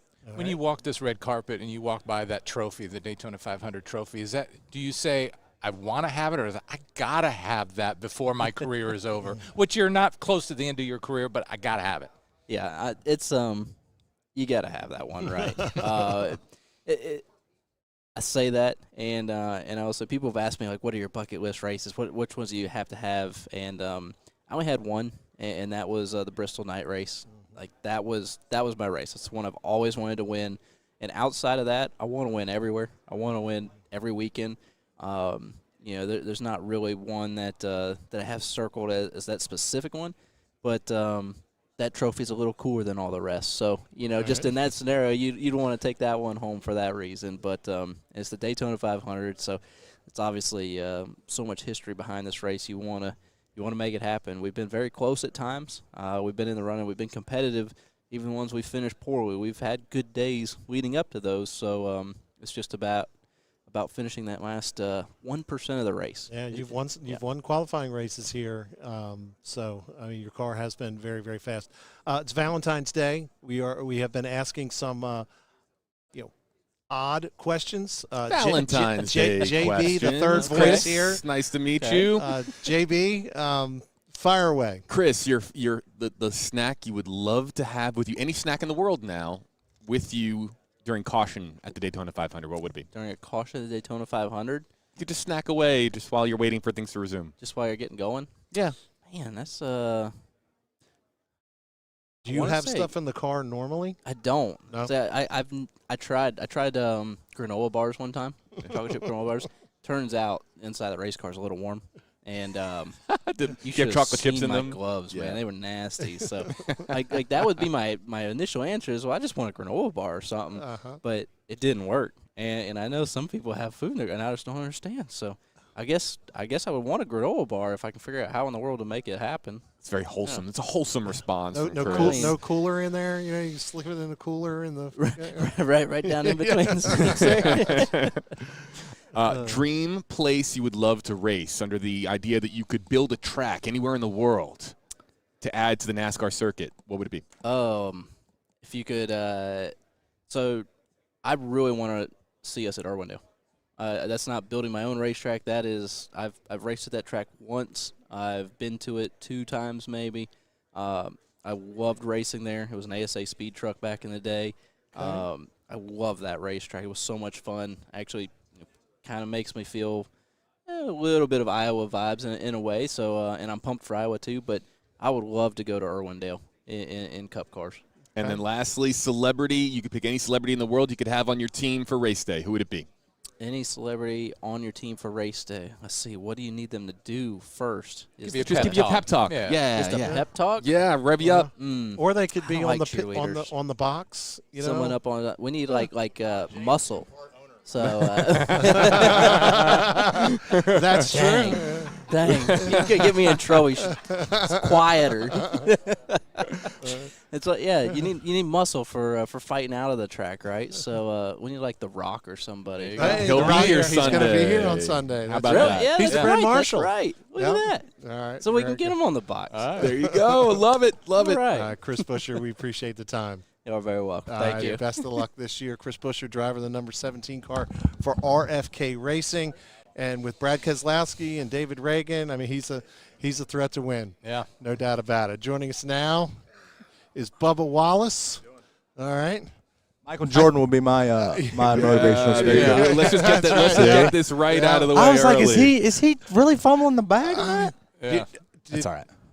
Do you think he forgot that LeBron James bought into the team? No, I wouldn't put that on him. No, there's no cameras. no. Oh, there's a camera right there. Bubba, have you ever gotten a pep talk from Michael Jordan? Has he ever like pulled you aside and said, "Man," like whispered in your ear to get you revved up or anything like that? No, he's not that type. But he has seen some things throughout the year or things that I've said about myself, and he said, "Hey, man, cut it out. Let's go out and race and go out and compete." Oh, So, okay, yeah. kind of like a Michael just Jordan, like reassurance, like, "Hey, you got this." So I think it's pretty special. So here we are, 2024 500. Let's go. Let's do it. Yeah. Very good. You've been close in this Daytona 500 a couple of times. One of my most memorable visuals of when you finished second, you got so close, just right afterward. The media we want to talk to you, but you took your helmet off and you were just like this, and it really hit me. 2022. It really hit me like, man, you really wanted that. Yeah. Well, we went from, coming off turn 4. That was when Cindric won. Came off turn 4, and you kind of accepted your defeat because I was third at the time. And it's like, all right, well, I'll probably just push Blaney here because I'm stuck to his bumper. So wherever he goes, I'm going to follow. Well, then they get together, and so I just go to miss the wreck, and then you find out how close you were at the end, and you're like, damn, almost. So you just went from here to here to back down there so fast, and you're like, what just happened? So a lot of that was trying to process it. So, I think, you keep putting yourself in that category, bound to get your name pulled at one time. Yeah, I can remember the first time you finished second, you were in the media room. Yeah. Balling. And your family was there. Yeah. I mean, very touching. Yeah. Very touching. Do you reflect back on that at all when you roll through the tunnel here? Yeah, no, that one, I didn't know what the hell I was doing, and I winded up second. I just survived. There was 3 wrecks where I was in, and somehow I made it out the other side. So that one was just obviously had a lot riding on my shoulders with family there. So, I think, Daytona, that's Daytona. That's the 500. It produces great stories no matter who you are or where you finish. So it's cool to be going for my 7th Daytona 500 here. Yeah, awesome. Every time I talk to you, I always have to get an update on Asher. We're dog people. Yeah, we have golden doodles, okay. But Asher's a big part of your life, your dog. Absolutely. He's good. He just got a fresh bath yesterday. All right. Yeah, he's been into everything. He had come up with like a stomach bug during IMSA weekend. It was literally like the human stomach bug, but it ruined the whole bus, so that's been fun. We've been staying in the bus for a month since IMSA weekend. So did he get on a commercial? Fun. Yeah, He's famous. Yeah, he is famous. Yeah, he was on the side of a race car. Yeah. So it's You get any residuals from that? Hell no. Come on, you know that. That was a fun partnership with DoorDash and PetSmart there, but no, Asher's doing good. He has separation issues. He's so spoiled that he is mad every time you leave. It's like, hey, man, I got to go outside and check the mail. Oh, he's ready to rip your head off. But then when you come back, like all dogs, are so excited to see you. Yeah. Very good. All right, let's look ahead to this 2024 season for you in the 23 car. Been there long enough now to where you're comfortable. I mean, it's your place now. Yep. It's your seat. What do you need to do to take that next step in your journey, in your career? Man, winning solves everything, right? I look back at last year, what we were able to do for our team and our sponsors and myself, and the biggest thing I took away from that was self-confidence, self-belief. Something I lacked over the last 6 years to where I'm at right now. Like, couldn't be any more excited to get the season started.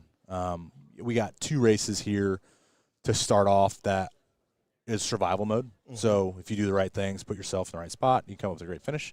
But then we get to Vegas and Phoenix, and then our season kind of starts there. So I couldn't be more ready to get to that point and showcase what we can do. So I know it's not going to be a cakewalk. You know, I feel like what we're able to do is right there in front of us, but we got to work to get there. We got to bust our tails to put all the races together. So on the surface, it sounds like a silly question, but it's hard to win out here, isn't it? Yes, it is. It is. Kind of run with that. These guys are good.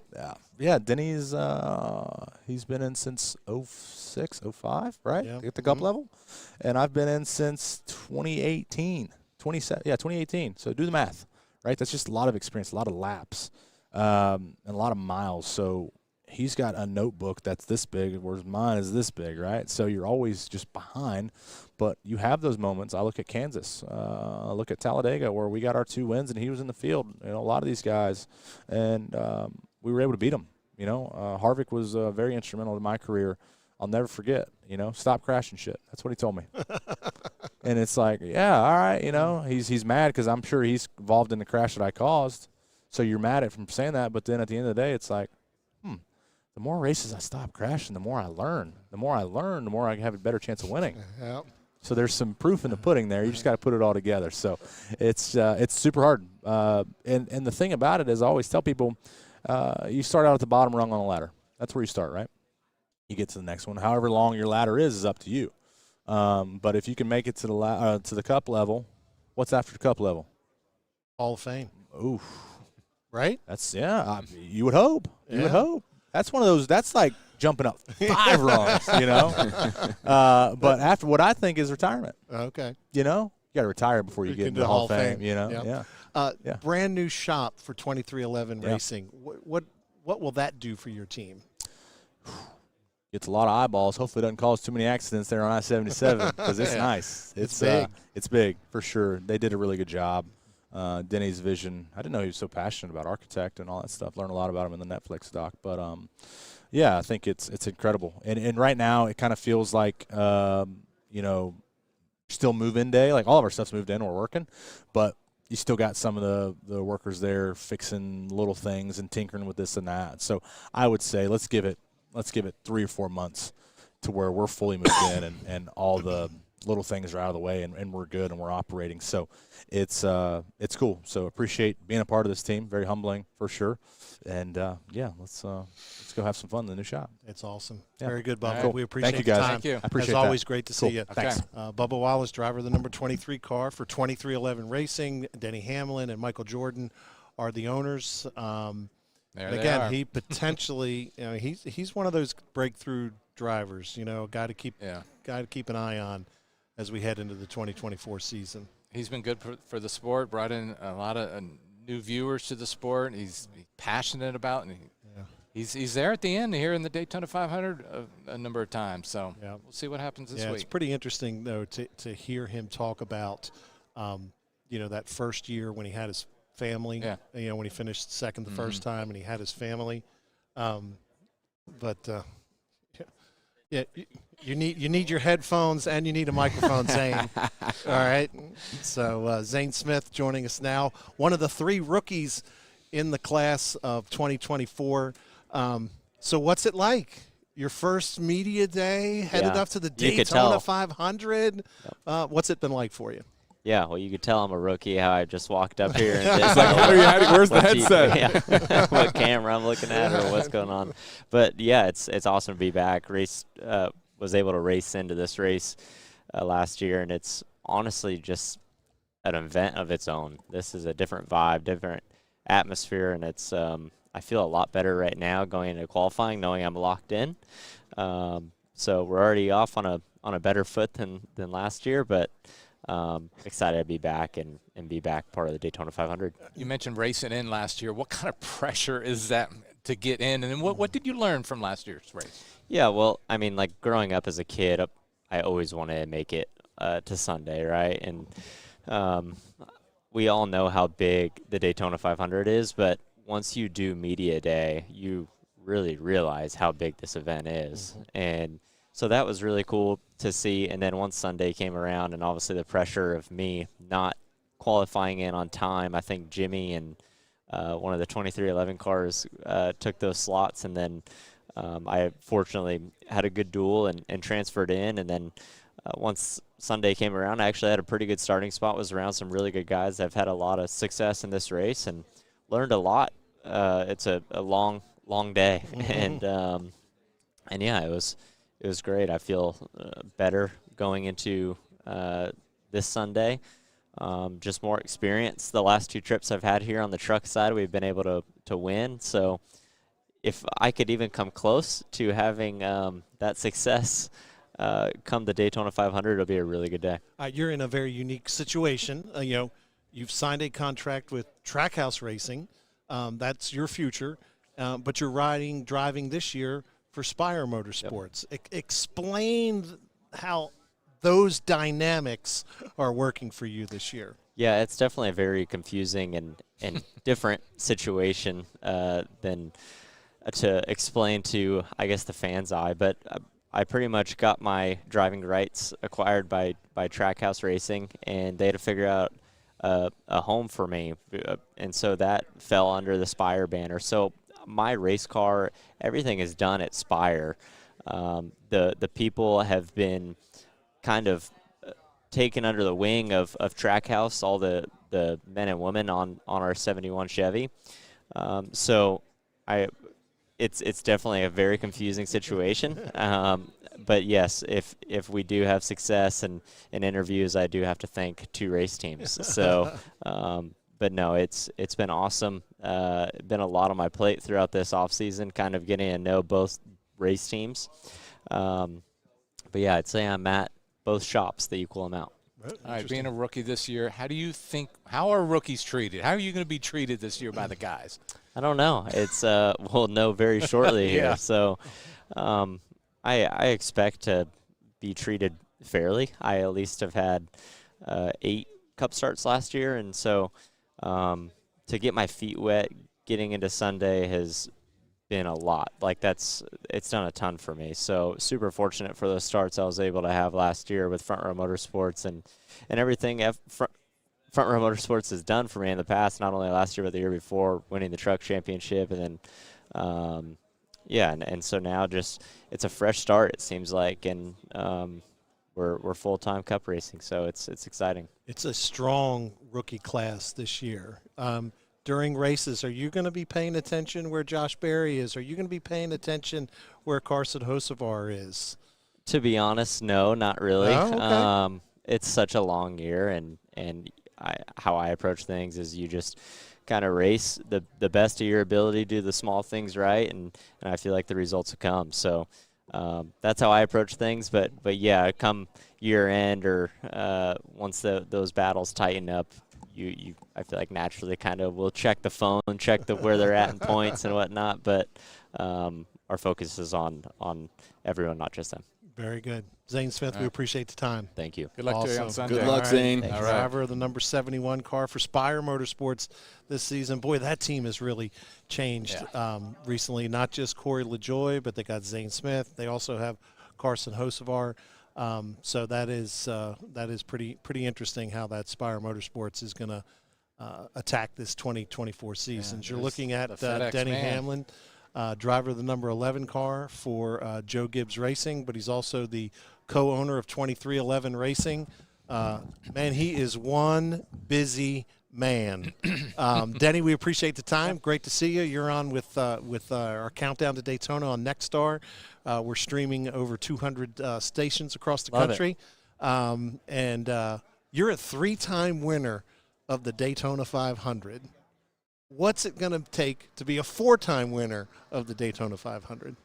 I'm going to have to go back to my old ways. I know it's a shock to many, but I'm going to have to be more selfish. I think that they see me as a pretty selfish driver anyway, and some of that was portrayed during the Netflix documentary. But I think that what gave me the results that from the previous Daytona 500s was being selfish at times and really waving bye-bye to the strategy of, well, if I'm behind this person, I have to push them. Like, well, I don't agree with the move that they might make, right? So why do I have to go with them? That's not in my best interest.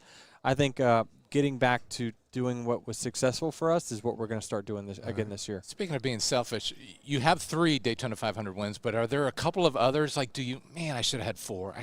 Yes. 5th, I could have, I should have. Yeah, I mean, I think about the failures more than the successes. I mean, 2018, I controlled the last restart and chose the wrong line because I didn't trust my instincts. Instead, I overthought it. Austin Dillon wins it, right? I mean, that could have been my 4th. There's many others where I controlled the last restart, didn't win. So, but those failures also helped me win in those same situations, a few years later. So, I feel like legitimately there was 5 that is out there that was very easily won, but I feel like I'm 3 for 5 in those scenarios. All right. You mentioned the Netflix documentary or docuseries. You were the star. I mean, you were the main character. How was it having those cameras with you constantly? And did you hold anything back, or was that all Denny all the time? I felt like it accurately portrayed who I was. I mean, I thought that they did a very fair job as far as that's concerned. I think that how I was portrayed was accurate. How I see the other drivers that were on there portrayed was how I see them. So I thought that was very fair in that instance. So, and you see the highs and lows of it, right? You see me trash talking the fans 1 minute. You see the ultimate defeat when we get knocked out after Martinsville, and me with my family. All those things happen in real life. You just don't necessarily see it, right? You see the persona that's out there that, screw you guys, I'm the man, whatever. But then there is a guy that still has kids, and I have to turn the switch off and be a family guy. And then you see, kind of the aspect of my parents and what they mean to me as well. So it's all out there. It's just now people see it a little more. How did you have to do it? Yeah. Dad laid down the law. He did. He does not want you to say, I beat your favorite driver. So he did. He gave me the call and said, you can't do that. No, I didn't. I didn't promise that I wouldn't say something else. So I'm trying to skirt the rules here and just say that yes, Dad, I agreed I would not say that anymore. That doesn't mean I'm not going to say anything. How do you have that trust that to have cameras on y'all? That I don't know if I can do that. That's crazy. It's just I don't know. I just got a little more. I just had the mentality that you are free to follow me anywhere until I say no. And I never really felt uncomfortable. I never had to fake it. I just let them do their own thing, and I knew that the more access that I gave them, the more accurately my story was going to be told, right? So if I only give them 10% of my life, that snippet might not be who I really am, right? So if I give them all of it, then I'm crossing my fingers that they're going to produce it correctly. Luckily for me, they did. And I thought it was an overall positive for me. The big takeaway from you from the Netflix thing was how are there not 24 hours or 25 hours in the day? Time management for you, is that like a big part of your life? Because the podcast, racing, being at home with your family, all the things you have to do in a single day. I need to do a better job of it. To be honest with you, this year I'm going to try to set aside more me time. Now, what I choose to do with that me time, it could be more time with the kids. It might be, okay, I'm going golfing. But I need to do a better job of saying I'm not working now. Because I don't have the ability to say no. And when I want to be involved in everything, the ceiling detail of a shop or the clothes that my employees wear or doing a podcast or whatever, I love to work. I love to work. I love to keep myself busy. If I have a meeting that ends at 3:30, I'll start another one at 3:45. That's how I've been wired. But I think that is not sustainable over the long run. I've got to reel that back a little bit because what you saw is real. I am one place to the next, to the next, to the next. I always wondered, how does Ryan Seacrest do all these things that he's doing, right? Yeah. I know it now. I see how, but I've got to. It's not sustainable for me. I've got to reel it back some. Yeah, well, obviously you have had a great career. You've got all the things on your resume except the championship. You have not shied away from that challenge. In your podcast and many of your other interviews, you've talked about how much that carrot, that championship, is your motivation. Oh, 100%. I mean, I've got 7, 8 majors, the big events that we have in NASCAR. The championship has been the most elusive for various reasons, right? It's hard to explain to the casual fan is that how we decide the championship is different than other sports, right? When you're eliminated from the playoffs in other sports, you're watching from home, right? Mm-hmm. Where in ours, the competition that is not even part of the playoff picture can cause a caution that can derail your entire strategy that you were playing out. So it's very, very different, and the sample size in which they crown a champion has just gotten smaller and smaller and smaller. Now, I feel like I can win each and every week, so I want the sample size to be as big as possible, right? That's how I'm going to have success, because all those little variables that happen that can knock you out, I don't like it decided in one race because there is so many things that are out of our control. But, I mean, it doesn't change my passion for wanting to accomplish it, right? I think that will it define me? No, it's certainly from the inside. It's not going to define me. I'm very grateful for all the wins that I've had. Again, seeing how much it means to my parents, right? I mean, that is a driving factor in how hard and how long I'm going to continue to do this. But I'm also not naive to think that I'm 43. There will be a day where the performance drops off the cliff. I'm not going to be out here just making laps. I want to know that I can win my very final race. So that performance is not dropping off today. It ain't going to be this week or this year. I'm not naive to think that it won't happen in a few years, but I know that window is slowly closing. Very good. Awesome. Right. Appreciate your honesty. All right. All right, Thank Denny you guys. Hamlin, driver of the Appreciate number it. 11 Good luck, car Denny. for Joe Go get Gibbs number Racing. 4. All right, also the co-owner of 2311 Racing with Tyler Reddick and Bubba Wallace. But he does have a lot on his plate. Yeah. Boy, he juggles so much. Yeah. But, yeah. All right, Riley, how are you? Riley Herbst with Stewart Haas Racing. Great to see you. Thank you. Thanks for having me. We appreciate the time. Boy, you got a lot on your plate this year.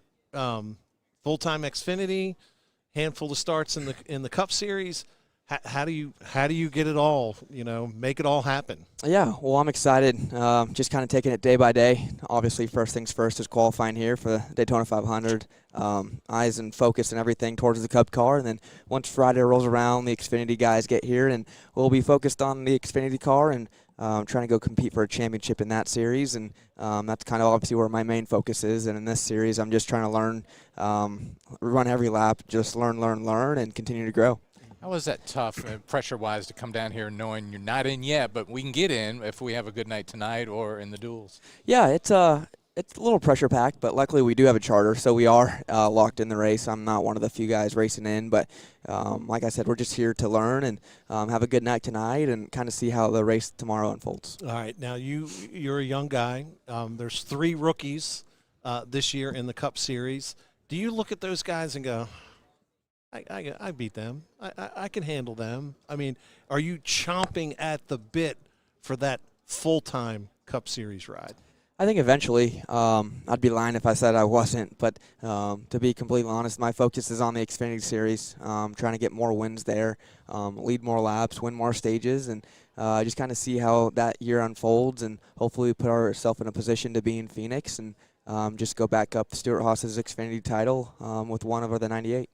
How special is this place when you come in that tunnel and just get into this track? How special is it to you? Yeah, it's second to none. Coming in the tunnel this morning, just all the history and the memories as a fan watching this race.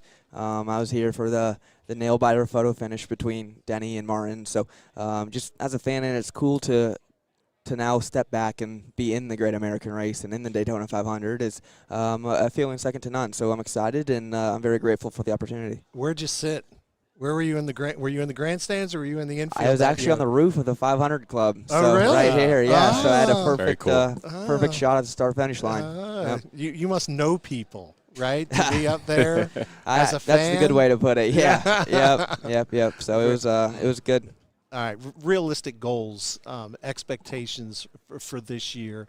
When you're at an organization like Stewart Haas, with an owner like Tony Stewart, so successful, won at every level, winning is the expectation. How do you deal with that level of expectations? Well, I just think you have to take it race by race and understand where our program is, where the 98 and the 00 are, where the expectations of our owners are. Like you said, Mr. Haas and Tony are in it for one reason, and is that to win races. And you have to kind of take all that in, and then you also have to be realistic that you can't win every race as much as you want to try. So, but finishing up last year with 5 straight top 5 finishes, my first win at Las Vegas.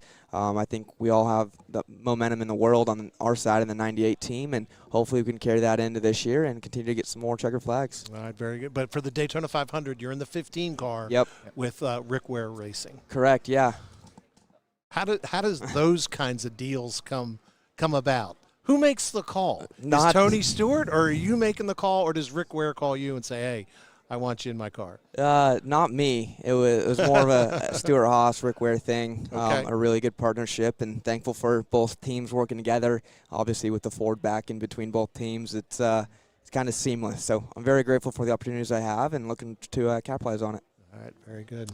All right, JB, you got a couple questions for this man here? It's Valentine's Day, Riley. We're celebrating Valentine's Day. We're not going to make it too hard, we promise. So some Valentine's Day questions, some fun questions for you. Your favorite snack, the snack you would love to have under caution. Any snack in the world?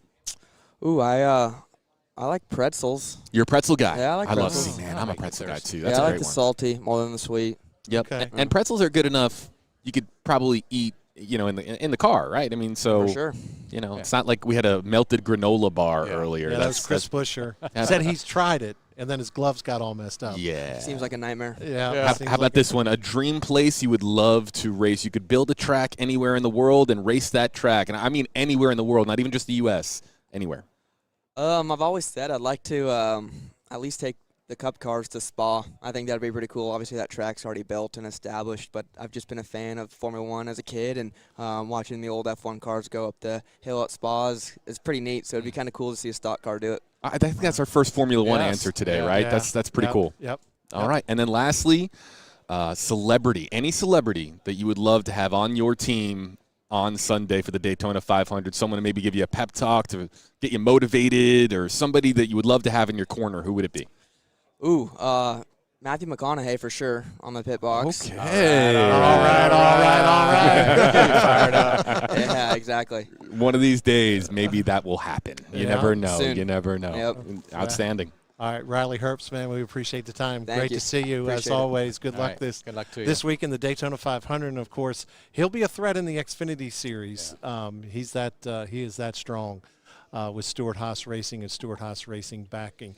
But again, very interesting afternoon to this point. Media Day, red carpet here for the Daytona 500. There's the trophy back there that everybody's going to want to get their name on. And it's interesting, like Victory Lane is like we can almost reach out and touch it. You know, it's right there. It's so funny, Danny, you say that. I'm going to ask Chris here if maybe we could just kind of show where we are in relation to Victory Lane, because it literally is. It's right here. Yeah, we're located in the Speedway Club. Yeah, right over here. And it is right behind Victory Lane. Victory Lane, if you've never been to the Daytona International Speedway, is basically in line with the start-finish line. Boy, these guys are working hard. JB's he's gonna open the door. Go open the door. No, I'm teasing. All right, Chris Weaver on the camera. I think he's tethered. Yeah, he is. Tethered. He's connected. But that's where your life gets changed, right there. You Yep. win this race, you celebrate there, and things take off. And over the years covering this race, it is always cool to be in Victory Lane and to watch that car pull in, watch the confetti, the confetti cannons go off and blow the confetti everywhere. And how many pictures do they take? About 300, and it's like 1, 2, 3, and you go, woo! Everybody goes, woo! Listen to me, they take more than 300, man. You need to spend a little bit more time in Victory Lane when they're taking there it pictures. is. All right, so we have untethered now, thanks to Chris. And this is a live look at the World Center of Racing. How about that? The thing about the Daytona International Speedway is, the slogan is up there on the building. It says the World Center of Racing. I mean, so much history here, not only with NASCAR, but you have the Rolex 24 race. I mean, there really is so much history here.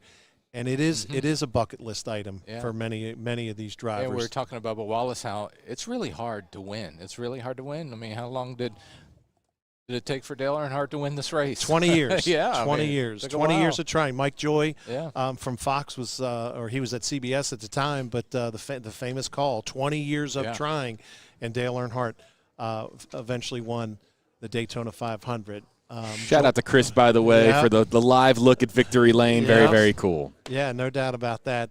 Again, we are on the red carpet here at the Daytona International Speedway for Media Day leading up to the Daytona 500. It is one of NASCAR's. It is the race in NASCAR racing. Joining us now is Christopher Bell, driver of the number 20 car for Joe Gibbs Racing. He was in NASCAR's Final Four. He had a shot at winning the championship last year. Also a prominent role in the Netflix documentary. How did you feel that went? Did you like the way you were portrayed? So honestly, I haven't watched it. Really? What? Yeah, so I don't know why, but I've always had this thing. I can't watch myself like in interviews. I don't watch any of my post-race interviews.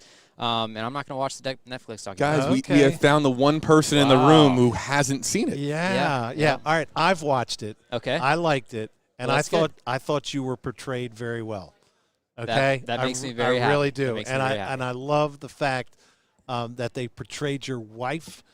She was so supportive and so emotional. You know, I mean, she's just as invested in your career as you are. I mean, family support is everything. I've got to keep her, that's for sure. Yeah, that's right. All right, let's talk a little about 2024. How do you take the next step? How do you get 1, 2, 3 spots better in the championship and take home that title? Well, the championship, that just comes down to one race. So, unfortunately, we had a mechanical failure last year that took us out of it. But I mean, if we can get back to that same spot if we can get back to the championship race, I feel really good about our chances again, just like I did last year. So, it starts out this weekend at Daytona for the Daytona 500. And this has kind of been my Achilles heel of the schedule, the super speedway style racing. Okay. And last year I had a great showing and was able to finish this race for the first time in my career, and I finished it in 3rd position. So that was really good. This is a big one, and I want to win it really bad. We're talking to some of the guys about the luck factor in this race. Does that drive you crazy as a competitor? Like there's so much of it. It does. It drives me absolutely bonkers that the Daytona 500, the granddaddy of them all in our sport, so much luck is involved, and it is what it is.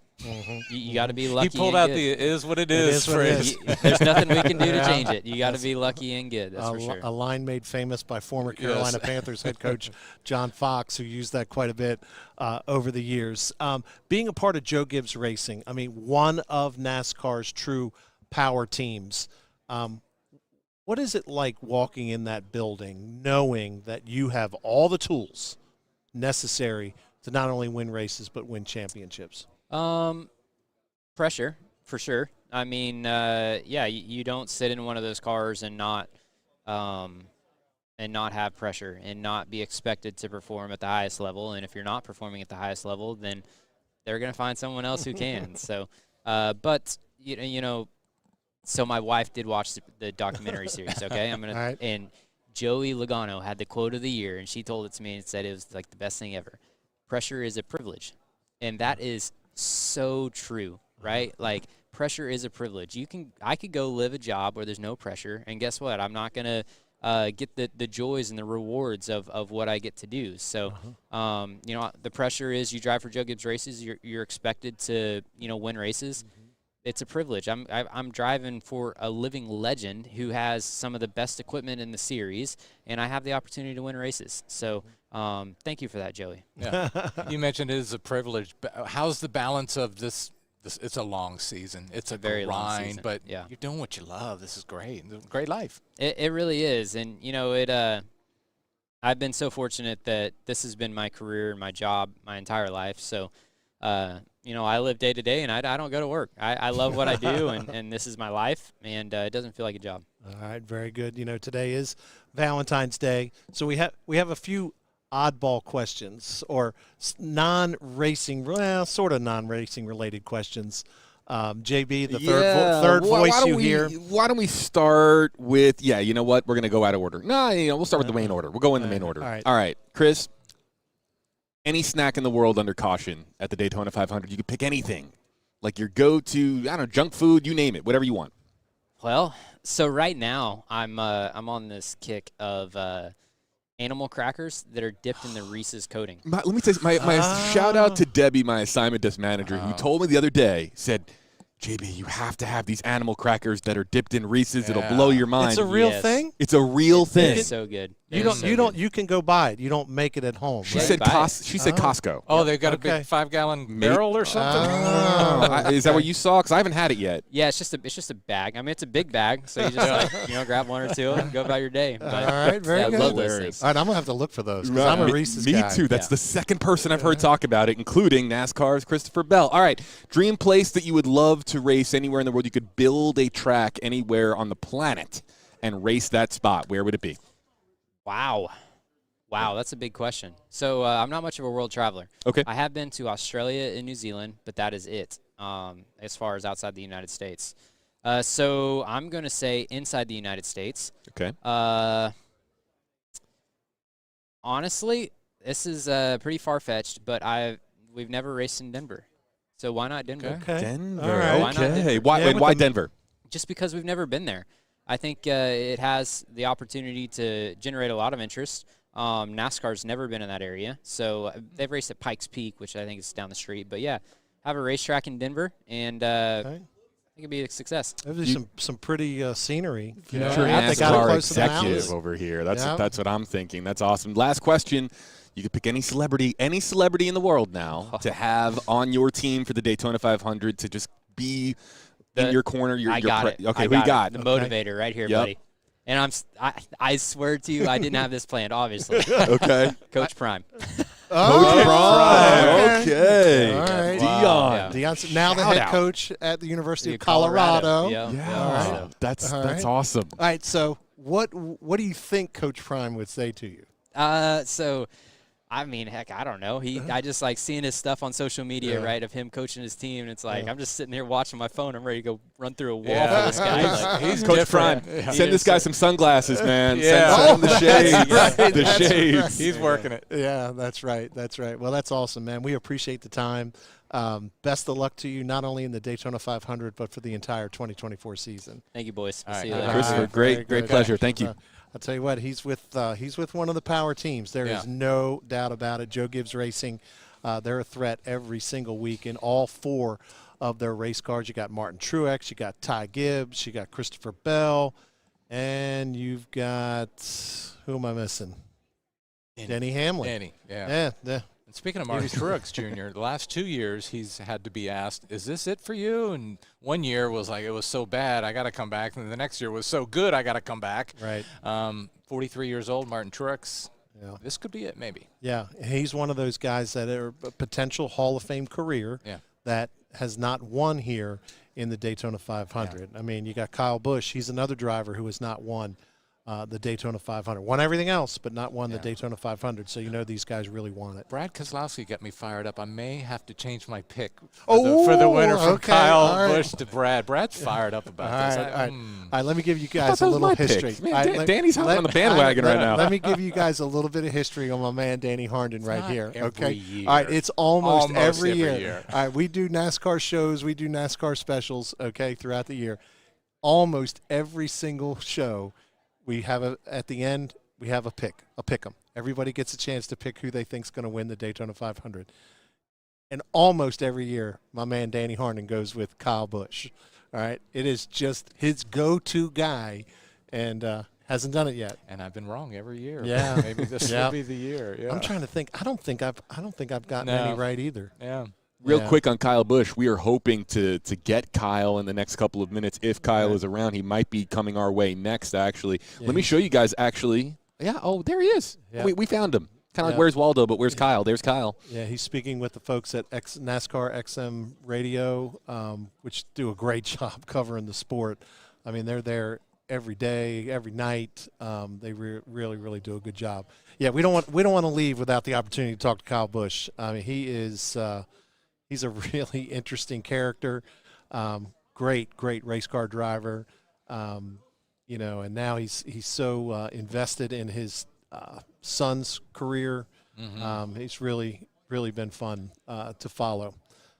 He had a great career at Joe Gibbs Racing. He's now made the transition over to Richard Childress Racing, driver of the number 8 car. His name is Kyle Busch. He's getting in the hot seat right now. He knows the routine. Yep, he knows the routine. All right, Kyle, we appreciate the time. Great to see you as always. The quote, 20 years of trying, was used for another RCR driver. I've seen you post that on social media. This is your 20th Daytona 500. I think so, And if I this recall correctly. Yeah, yep. Yeah. Man, it's the only thing on your resume that's not there. Yeah.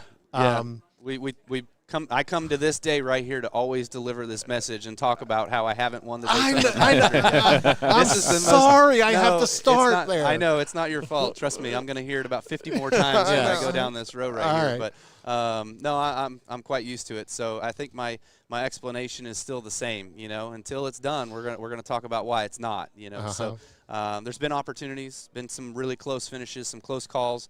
Last year, I won the Daytona 500. It was just under yellow, and the race got extended into overtime, and it went to 520 or whatever it was, you know. So, so close. Longest Daytona 500 in history. Yeah. Went 521 We've been miles. talking to a couple of guys about the luck factor in this race. As a competitor, does it drive you crazy in a way that there's just so much luck to come out on top here? Yeah, no question.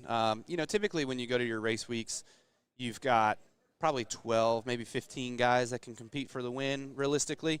But when you come here, it's 30. You know what I mean? It's about damn near everybody. It's just a matter of missing the crashes and being in the right place at the right time and having that opportunity come when it comes down to the end. All right, the thing is Richard Childress Racing, they have a great history here. And so the confidence level for you got to believe you're going to have a car that has enough speed to run up front and win the race. Having that confidence, that's step one along the journey to get to victory lane. No, it certainly is, you know, and last year, you know, we came down here with that bounce in our step, and we seemed to prove that. You know, Austin was really good, I was really good. We were running 1-2 there in those final laps, and so we were really helping each other, having a good dynamic duo there that was pushing each other. And so would love to come down here with that same mindset and that opportunity of being able to do that. A lot of other guys, obviously, the last 30 guys, I just said it, 30 guys want to go out there and win this race too. So you know you're going to be competing against the best of the best in order to try to get that trophy. When you look at your career, the numbers are just mind-blowing. The 229 NASCAR wins over the 3 series, but the streak that I think is just absolutely amazing is 1 victory in 19 straight years. That's hard. That's hard to do. Yeah, at least one, right? Yeah. So, you know, I remember that stat as a kid when I was growing up. It was Ricky Rudd, and when he moved from Hendrick Motorsports to his own team and started his own team in the Tide Ride with the 10 car, everybody wondered if he could win in his own stuff, you know, and so they were going through the season and like Ricky's competitive and he's leading, and then he gets to a race, he's leading, and then I think he won the Brickyard that year, and they were like, yeah, this is 14 or 15 years of winning a race in 1 year. I was like, damn, that's cool. Who's got the most, you know, and looked it up, and it's Richard Petty, and it's like, I want to break that 1 year, you know? So felt good to break it last year. That we were in a tie, and then I broke it. Now it would just be really awesome to just kind of keep continuing and adding to that. There's very, very few records that you can have with your name at the top and be over Richard Petty, so that's cool. Yeah, that's awesome.